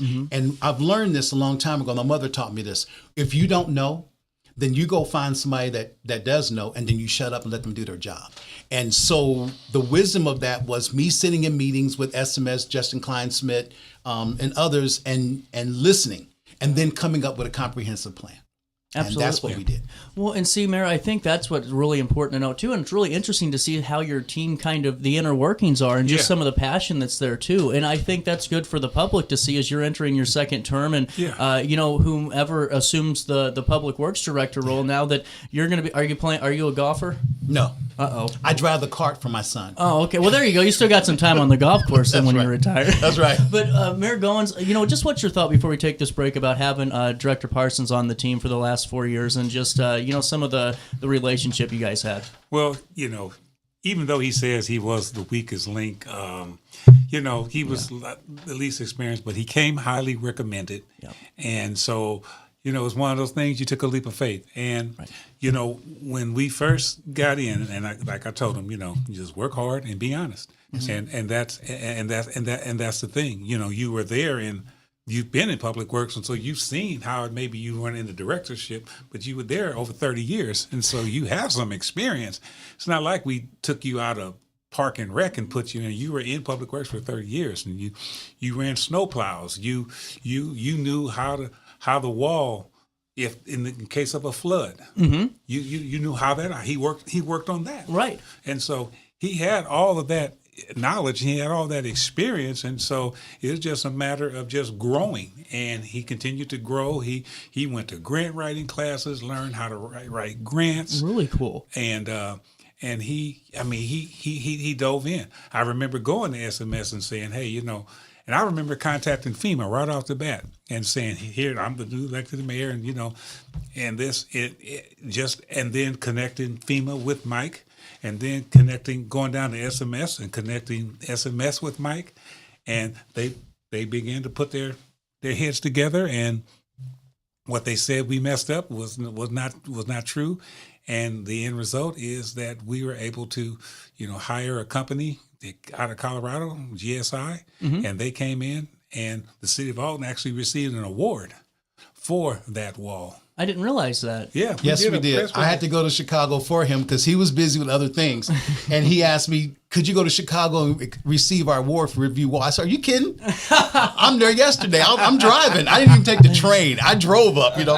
So, and that was also because, again, when he started that project, all the criticism. But at the end, you work hard. You keep your head down. You don't criticize. You just go to work. Well, and see, I think it's just really interesting, too, just to see the passion there, too, and just see some of the energy and really just, you know, how this decision was made and really just to hear some of the work being done. Yeah. We have more of this conversation left, and I hope you hang out here with us. 74 degrees. I'm getting ready to leave work early today, Mayor. I'm telling you what. Oh, I don't know if you can do that, but I think I can. I got some vacation time left. I'm going to go play golf. 10:30 on the nose. We'll come back with more of this conversation right after this. On RiverBender.com, get over here, and Roku TV.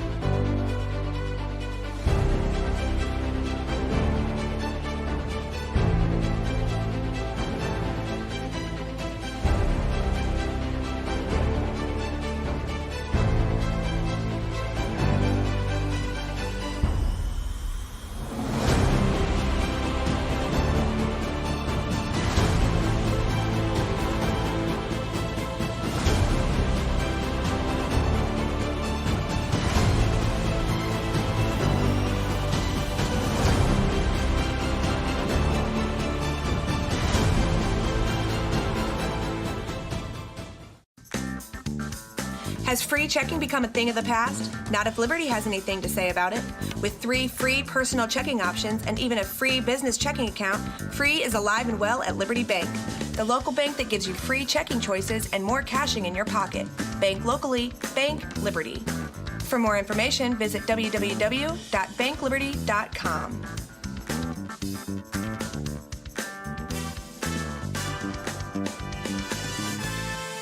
Macias Insurance Agency, providing quality products with extremely competitive prices. As an independent provider, we source multiple companies to offer the best rates possible. Covering auto, home, business, and life insurance, our goal is to provide quality service that meets and exceeds customer expectations. You can rest easy knowing the Macias team is working round the clock to ensure that both you and the most important parts of your life are covered. Our qualified professionals make the insurance process easy so you can live carefree and focus on what matters most. Visit MaciasInsuranceAgency.com today to find out what our team can do for you.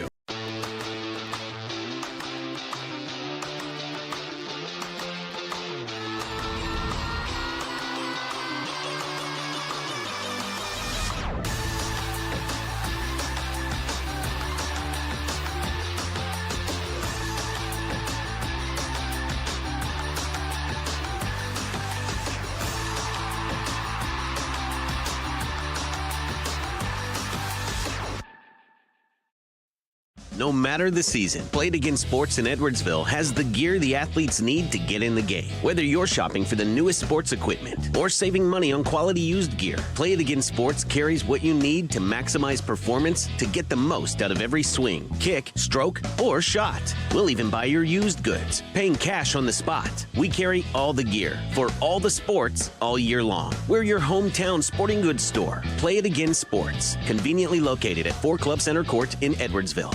You're listening to Our Daily Show with CJ Nasello on RiverBender.com.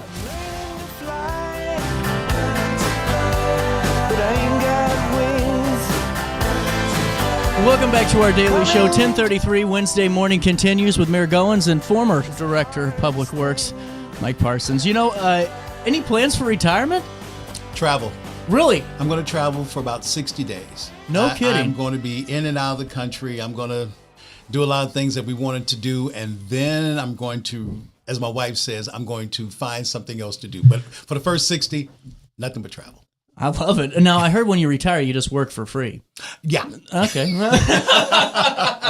You know, as we're going back and just touching on Riverview real quick in this conversation, there was a recent mudslide right in that vicinity, wasn't there? Just about, 2 months ago? Yes. You know, take me through what can the public kind of expect with that? Because to me, you know, and this isn't, I hope it doesn't sound rude to the audience. Right. It's just, I mean, it's where the terrain is, unfortunately. You're on a bluff, and it's steep, and it's rainy, and there's tree stumps and dead foliage. You know, what is there any thought to what the city could even try to do to help, I guess, slow that process down? That is a great question. The same company that helped us with the Riverview Wall is looking at putting in stakes along, particularly the place in the areas that are closer to Abbott Machine Shop, right? So we want to try to help them as much as possible, but you're right. It is bluffs, and our rains have been torrential. So it's going to continue to happen. We're just going to try to mitigate as much as we can. So we're working with SMS on that as well.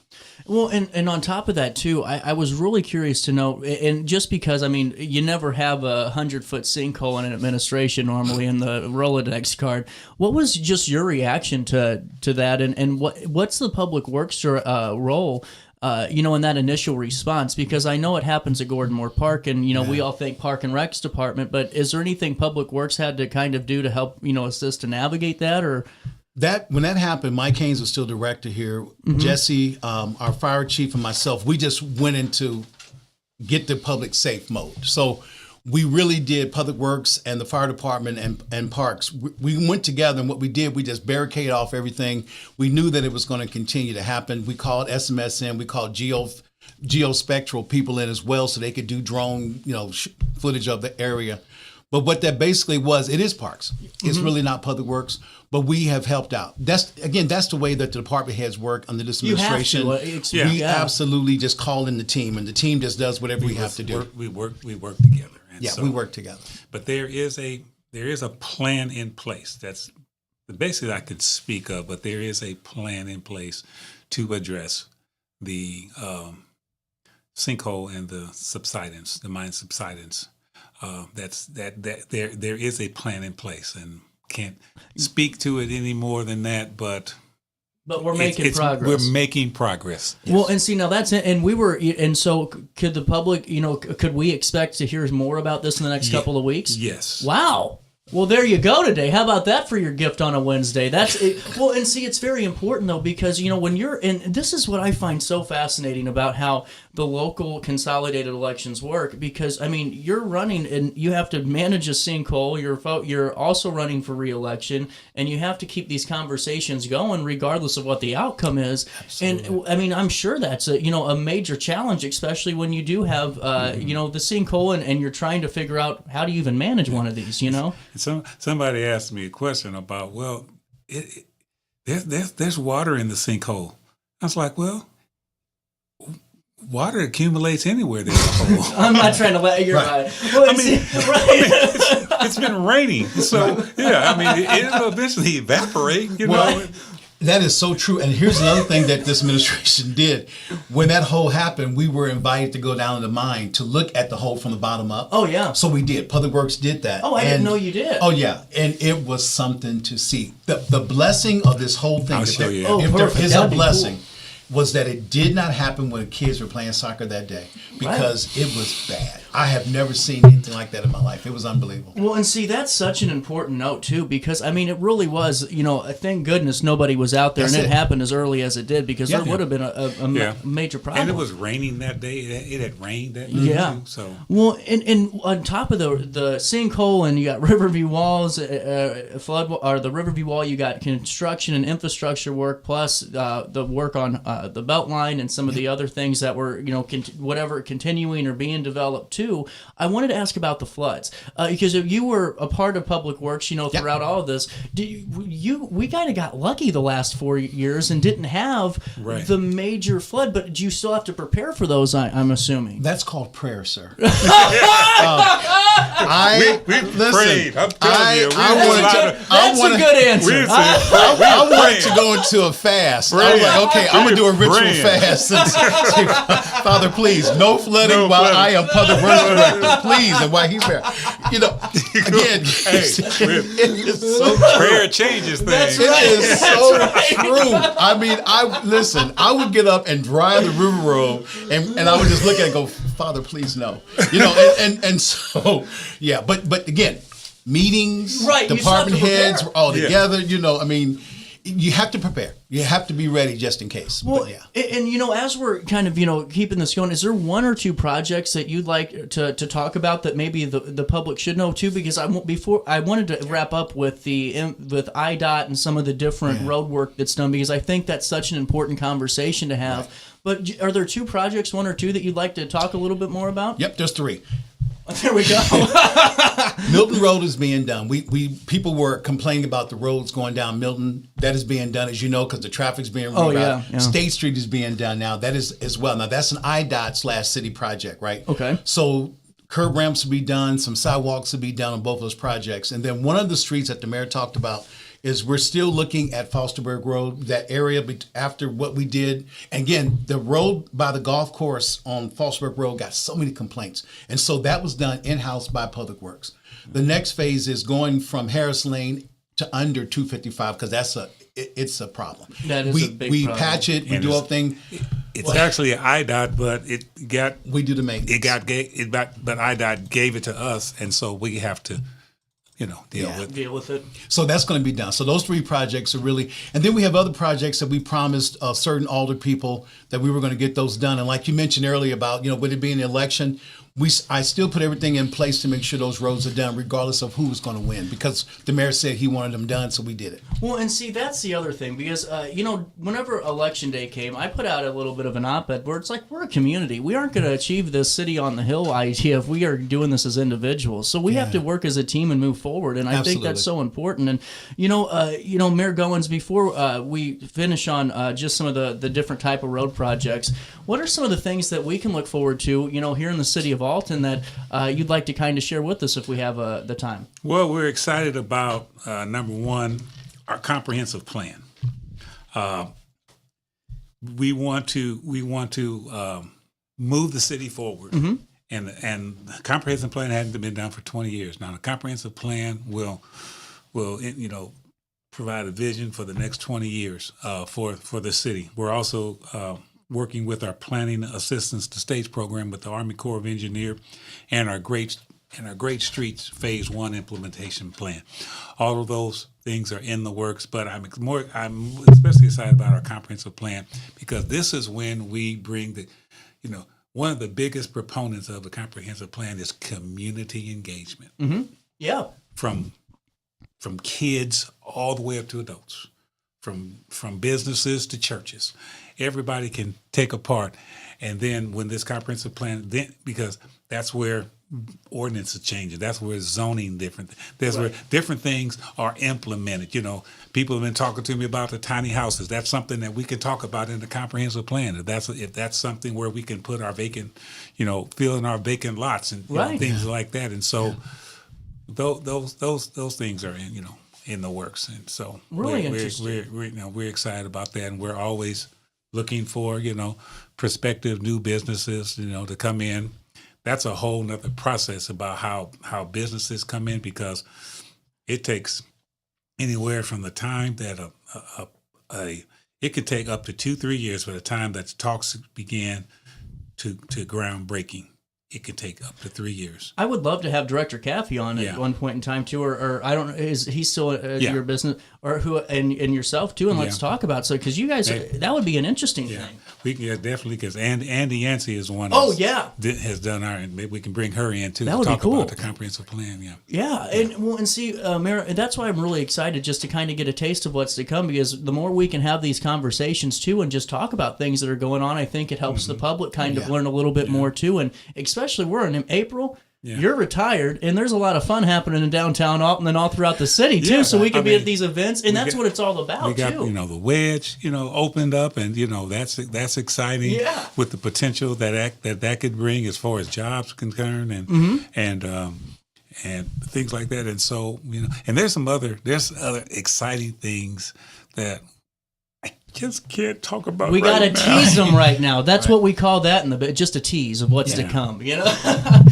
Well, and Director Parsons, one final thought, and this is on the different types of projects, because we talked about the MFT, the motor fuel taxes projects, IDOT's certain projects within the city, and then the city's projects funded through itself.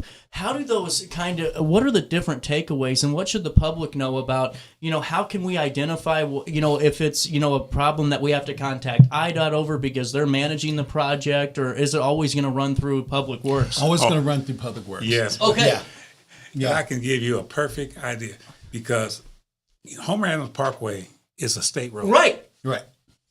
And my first, in the first year, they came and they paved. They resurfaced. Yeah. They resurfaced that. They resurfaced 140 College out.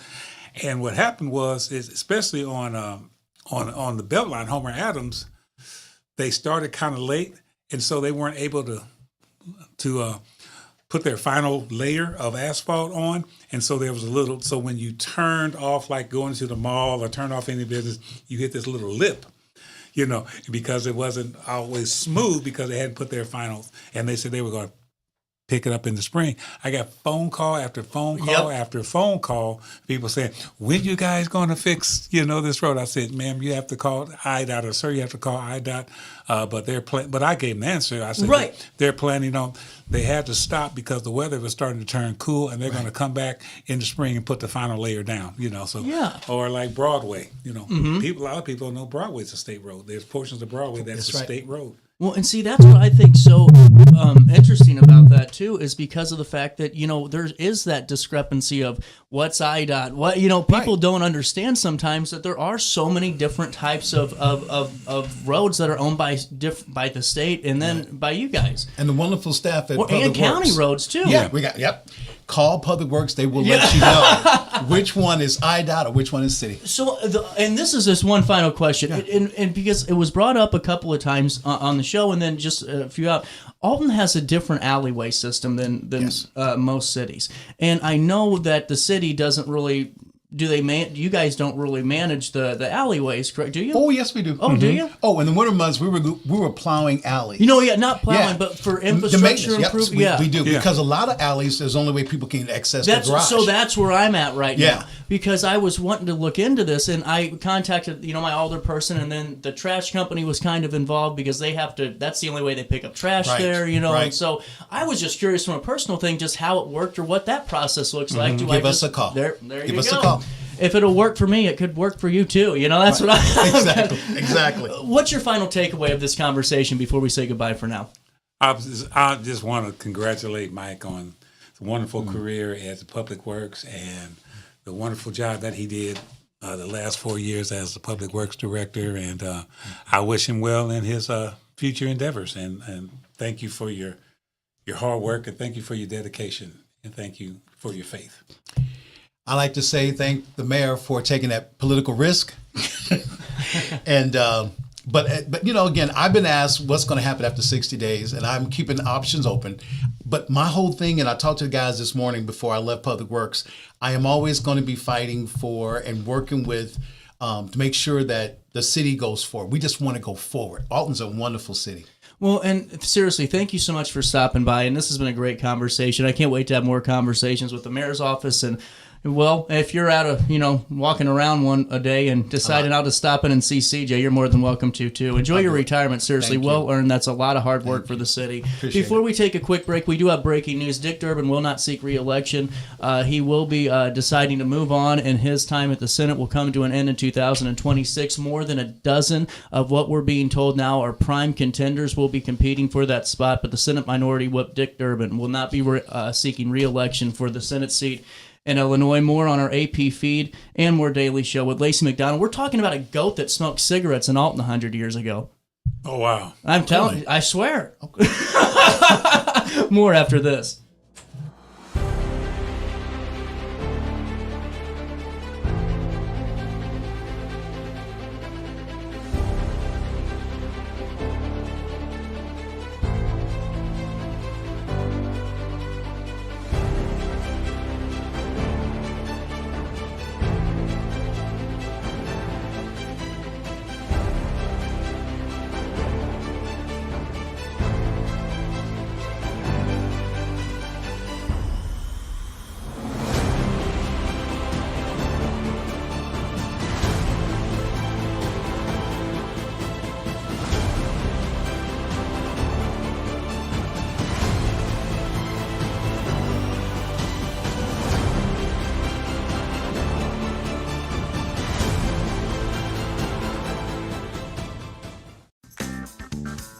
Has free checking become a thing of the past? Not if Liberty has anything to say about it.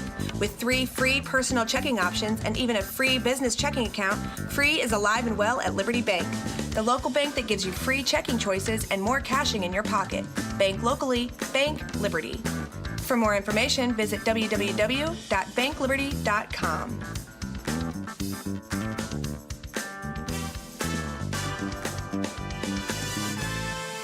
Macias Insurance Agency, providing quality products with extremely competitive prices. As an independent provider, we source multiple companies to offer the best rates possible. Covering auto, home, business, and life insurance, our goal is to provide quality service that meets and exceeds customer expectations. You can rest easy knowing the Macias team is working round the clock to ensure that both you and the most important parts of your life are covered. Our qualified professionals make the insurance process easy so you can live carefree and focus on what matters most. Visit MaciasInsuranceAgency.com today to find out what our team can do for you.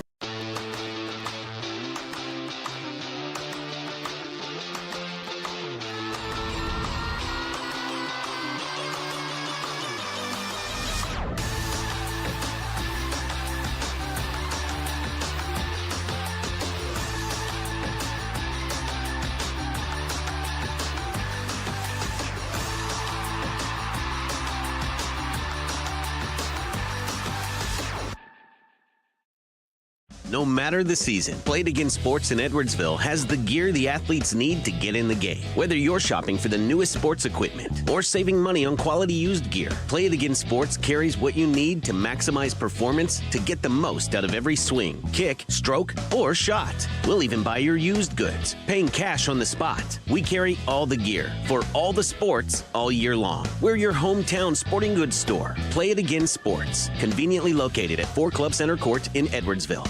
You're listening to Our Daily Show with CJ Nicello on RiverBender.com. We're gonna take a trip across the sea. Everybody come along with me. We're gonna hit the bank down in Cape Harry. All over the world.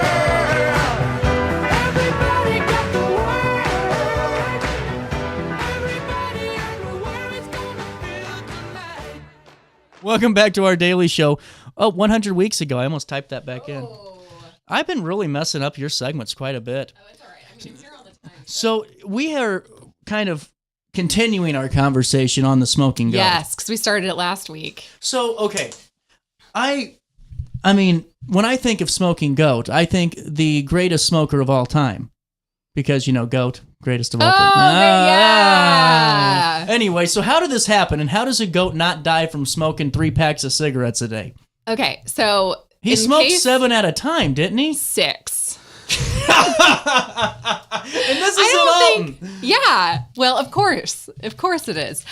I don't think he always smoked 6 cigarettes at a time. That was just his maximum at a time. Okay, so we're talking about a goat named Sweet William, or Billy for short, and he lived at the Koch brothers meat market, which was at 634 East Broadway. That's why he smoked, because they knew they couldn't slaughter him that way. He had too bad of meat. Oh, yeah. That's exactly why. This we got a is- smart goat. It's like a Charlotte's Web situation. Can you add some cigarettes on this sandwich? That was like the nutrition value Yeah, I was back in gonna say, 1925. so probably doctors wasn't were better. Yeah. prescribing cigarettes. So how Probably do you would've get a stopped goat? I mean, okay, when did this goat come into town? Okay, I think, and I realized I didn't put it in the article, I think he was pretty young. He was like, I want to say 8 months old when this article was written. He was not an old goat. So maybe the cigarettes just hadn't killed him yet. But, and I don't know how they determined that he liked cigarettes. I feel like, again, it's 1925. They probably just like gave cigarettes to a lot of animals just to see what would happen. I would. The hell? I do want to say this too. Cigarettes in 1925 We're a lot different. Not that they were healthier to smoke, but they were probably healthier to eat. I think they'd be healthier to smoke. You think too. they'd be healthier to smoke, just too? because of the way that they put the. I think there was probably different chemicals. It's still bad. You still shouldn't have smoked in 1925, but right. Well, and like all the plastic and Yeah, filters that's what and I'm stuff saying. that's Yeah. in it now. Yeah, that's what I'm like, saying. I think that would have killed him for sure. Oh, for sure. So- Billy can't take fiberglass. Yeah. Yeah. So- So don't give goats cigarettes. Don't give any animals Well, cigarettes. not only could Billy smoke cigarettes, I mean, he was shaking hands, standing on his legs, and I mean, how do you train a goat to do all this? I've never had a goat, so I'm not sure. Well, I mean, they smell so bad. Was he a fixed goat? Have you smelled a goat? Have you smelled a male goat? You know what? I don't think God, he was, that meat market had to be nasty. Well, yeah. Ah, There was a lot going on at I am not eating there. 1925. Yeah, so, it said that they were going to have a descendant of his to take his place after he died. Uh-oh. So he clearly wasn't fixed because they had... Did they have him in like a stall out in the front, or? He had a shed. Okay, I know well, he that's had a different. shed. So he wasn't just wandering around. He wasn't a Oh, he wanderer. was definitely wandering Oh, around. okay, so but it's not he did better. have a place to sleep Oh. if he wanted to. So, so his cigarette habit Yes. didn't kill him. Didn't kill him. It was the damn grapes. Grapes. This is the moral of the story for cigarette smokers. It's never going to be smoking. It's eating healthy, Lacey McDonald. You're working for R.J. Reynolds or T.J. Reynolds, aren't you? You're with the smoking lobbyists. Damn thing died eating grapes. I did a lot of research about this. Okay, first I found the article about the smoking goat, and then I was like, wow, this must have killed him. And so I wondered if there was a follow-up article, and there was. But as CJ mentioned, he ate too many green grapes. And I think what they mean is unripe grapes. Because green, I looked up if goats could eat grapes. Because, like dogs cannot eat grapes. Yeah, it's they poisonous can't. for them. I have a chart at my house of what I can feed my dog. Oh, yeah, that's super smart. Because it's not what you would necessarily expect. At all. Like blueberries, I would have never thought dogs could eat. So they can eat blueberries, but they can't eat grapes. Yeah, isn't that wild? That's crazy. Crazy. Yeah, so I think it was that they were unripe because when I looked up, can goats eat grapes? It said yes. But if you eat a lot. Not if you're smoking 8 packs of cigarettes a day. Yeah, See, this is what my thought everything. is. Okay. I think that once you go down the road of being a smoker and an unhealthy person, like let's say you're smoking and drinking and whatever every day, you can't go back to being healthy. Your body goes into shock. I don't think your that's body a will go thing. into shock. Hear me out. We are not doctors. I hope you don't take my advice because if Please you don't. do, you ain't gonna make it. But think about this, okay? There's people that you and I both know. Okay. That could go and do whatever they wanted to. They don't have to eat vegetables at all. They have never taken a daily vitamin. They don't even walk. They maybe stroll to their locations. They don't move. They drink, they smoke, and they live to being 103 years old. Okay? And then you get the runners out there and all these athletes, and then by 65 to 70, that's like the back nine. Well, but I think that Is it just maybe a it's that confirmation bias where you think of That's someone. true. I just think this eating healthy killed the goat. It was too used to the cigarettes. It might have been too used to the sick. Well, yeah. I mean, it's like when you're not healthy and you want to start an exercise plan or like eat better, and they're like, well, you should really consult your doctor so you don't just jump right into it. Ease in. Who did the marketing for the? This one could get me in trouble. I didn't see the spelling of the market of the Koch brothers or the Koch Market's slogan here: specializing for 52 years in selling meat to Alton people. Wow. Wow, pull into that one, honey. Pull in there. All right, hey, we're going to take a quick break. We'll come back and talk a little bit more. It's 10:57, a little bit of change. We'll come back with more Daily Show next.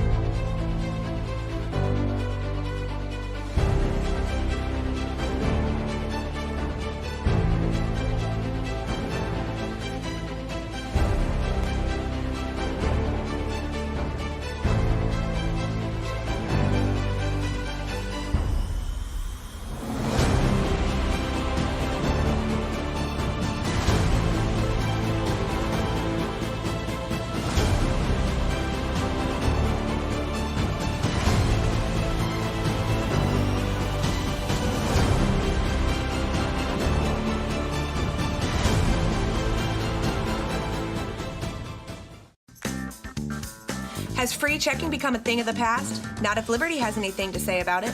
With 3 free personal checking options and even a free business checking account, free is alive and well at Liberty Bank, the local bank that gives you free checking choices and more cashing in your pocket. Bank locally, bank Liberty. For more information, visit www.bankliberty.com.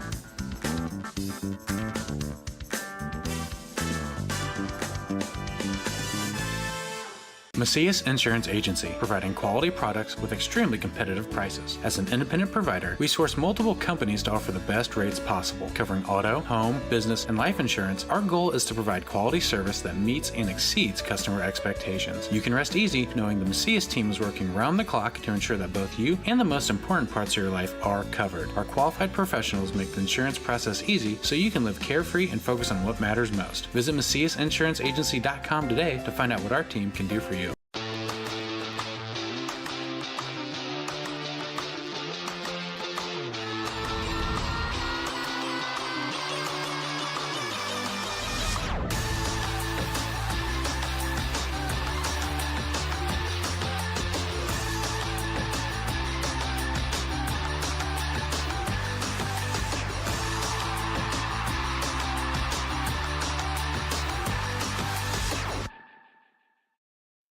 no matter the season. Play It Again Sports in Edwardsville has the gear the athletes need to get in the game. Whether you're shopping for the newest sports equipment or saving money on quality used gear, Play It Again Sports carries what you need to maximize performance to get the most out of every swing, kick, stroke, or shot.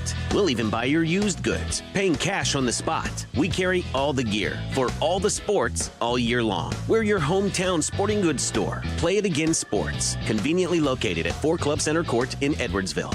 You're listening to Our Daily Show with CJ Nasello on RiverBender.com. That's why they call me bad company, and I can deny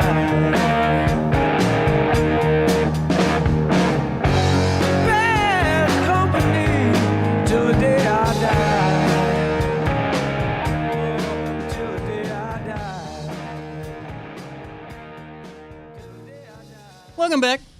Back with Lacey. So, this goat was buried in in the city dump. The Ridge Street dump was at the So that's base how of you Ridge bury Street. an icon. You just go ahead and you heave-ho him into the Okay, dump. they didn't heave-ho him. Come on, give these people a little credit. At the time, it was the Ridge Street dump, and I found an article about this, horse burying ground. So, it wasn't just... And they put him in a box, and he had a marker. He had a funeral. Yeah, they had a legit funeral. They hung crepe, black crepe, on his shed. They put his body in a large wooden box. Wow. They buried him in a marked grave. Can you still go? The Ridge Street dump does not exist anymore. This is the one, it was at the foot, so it was on the Mississippi River. It was on fire a lot. Do you remember us talking about that? Oh, yeah. That's the one. But they would bury, animals there. So it wasn't like they just threw him in the dump. They placed him and had a funeral and all of that, which is why I didn't put it in the article, because it sounded super disrespectful and I wanted to be able to explain. I was ready to go ahead and I know you were. tear into this. Yeah. So, the moral of the story is to smoke and not eat grapes. I don't want that to be the moral. No, it's not the moral. I do not smoke. It's not good for you, of course. But I think it's a good argument to make. I think if you're a cigarette smoker, I would pull this article up for reference and say, look what eating grapes did to this goat. That's true. And he also, I don't know if we said this, he smoked the cigarettes and then he would also eat the cigarettes. Yeah, see, this guy was a party animal. It's like Belushi in Animal House. Truly a he party was animal. smoking cigarettes, turning them around, and he freaking screaming eagled them. Yeah, he just... That's incredible. No beer needed. Just tin cans. No beer needed. Chaser. It says that. I don't know if goats actually eat tin cans. That's a stereotype, but I don't know if it's true. I've never been around a tin can and a goat in the same room. Yeah, we haven't done that experiment. That's where our daily show comes in. That's where our daily show Daily comes show in. on Then the Sarah street. McLaughlin's going to be protesting me. You wait and see that one. And I've got you know this what I song do? in my head now. I make my dog watch those commercials when they come on to make him see how bad it could be. Oh, yeah, I so do. he'll appreciate you. I do. I'm That's being fair. serious. I'm like, no, you sit down and you watch this. You see that? Do you at least give him a treat after the ad is over? I think just him knowing what could happen is the treat, Lacey. With that being said, what are you writing about next week? I am writing about baseball. So Sportsman's Park, which was in Alton, where the riverfront is. There was one on the riverfront, and then there was one on the other side of Broadway where the Alton Shopping Center is, what is it exactly called? Anyway, it's on the other side of Broadway. But and that was built. Oh, gotcha. Okay. So there was an original one gotcha. that was sold to the glass company. The land was sold to the glass company, and then they moved. But anyway, the St. Louis Stars, which were part of the National Negro League baseball league, played in Alton several times against just Alton club Did teams. they really? In 1925 and stuff? Yes. That's cool. Yeah. Yeah. Were a lot of people going to these games? Or? Yeah, quite a few people. Wow. And all the names of the stars are really recognizable. So I'm going to talk about the game and a little bit of history of just a little bit about integration in baseball. And so it's pretty cool. I mean, it's cool that they were here. It wasn't cool that things were segregated at the time. Right. Well, and honestly, it was really interesting too, because a lot of times,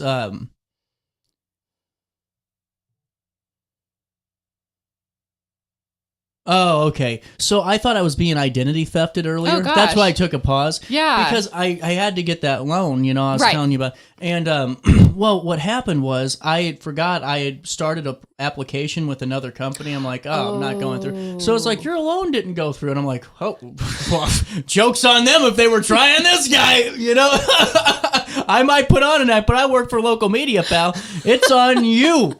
But no, it was just a system thing. That's why I was looking over. I was like kind of taking a pause I could tell thought, that something. There was something going on. Yeah, now it's just gas. I don't know. Hey, with that being said, you were writing about the stars next Yes. week. What was your favorite part though about this goat story? Oh, the goat story. Yeah, the one we were talking about. Okay, I really. Those are some big switches. It's the weave. So yeah. I liked that it said that he did not prefer any brand over another, but may signify a preference later on after he had tried all brands. So I was trying to figure out if they were actively experimenting to see what brand he liked most, or if they were like, we'll just figure it out as we go along. I think that goat would be a camel smoker for sure. If you gave him a Camel Crush, I think life would be good for him. You know what? I wonder. Or a Marlboro 100. Yeah, I think. wonder what the options were at the time. Long cut, short cut, and not menthol. There was your cigarette options. I did some cigarette research while I was working on this. My search history on my library computer is all over the place. So, but yeah, there weren't any that struck me as like, oh, this is still around or this isn't. So it was general. All righty. I'm out of time. Okay. I'm getting worn out. Yeah. Need a nap. Yeah, I got to go back to the library. Oh, I got to go upstairs for a little bit. I want to play golf though. It's 80 degrees outside. So nice outside right now. And it's Earth Week. Yesterday was Earth Day. Woo! Start partying, cleaning up that environment. We got a busy show tomorrow. I have like 7 guests back to back to back to back to back. So join me then, won't you? Until it, try your best to stay out of jail.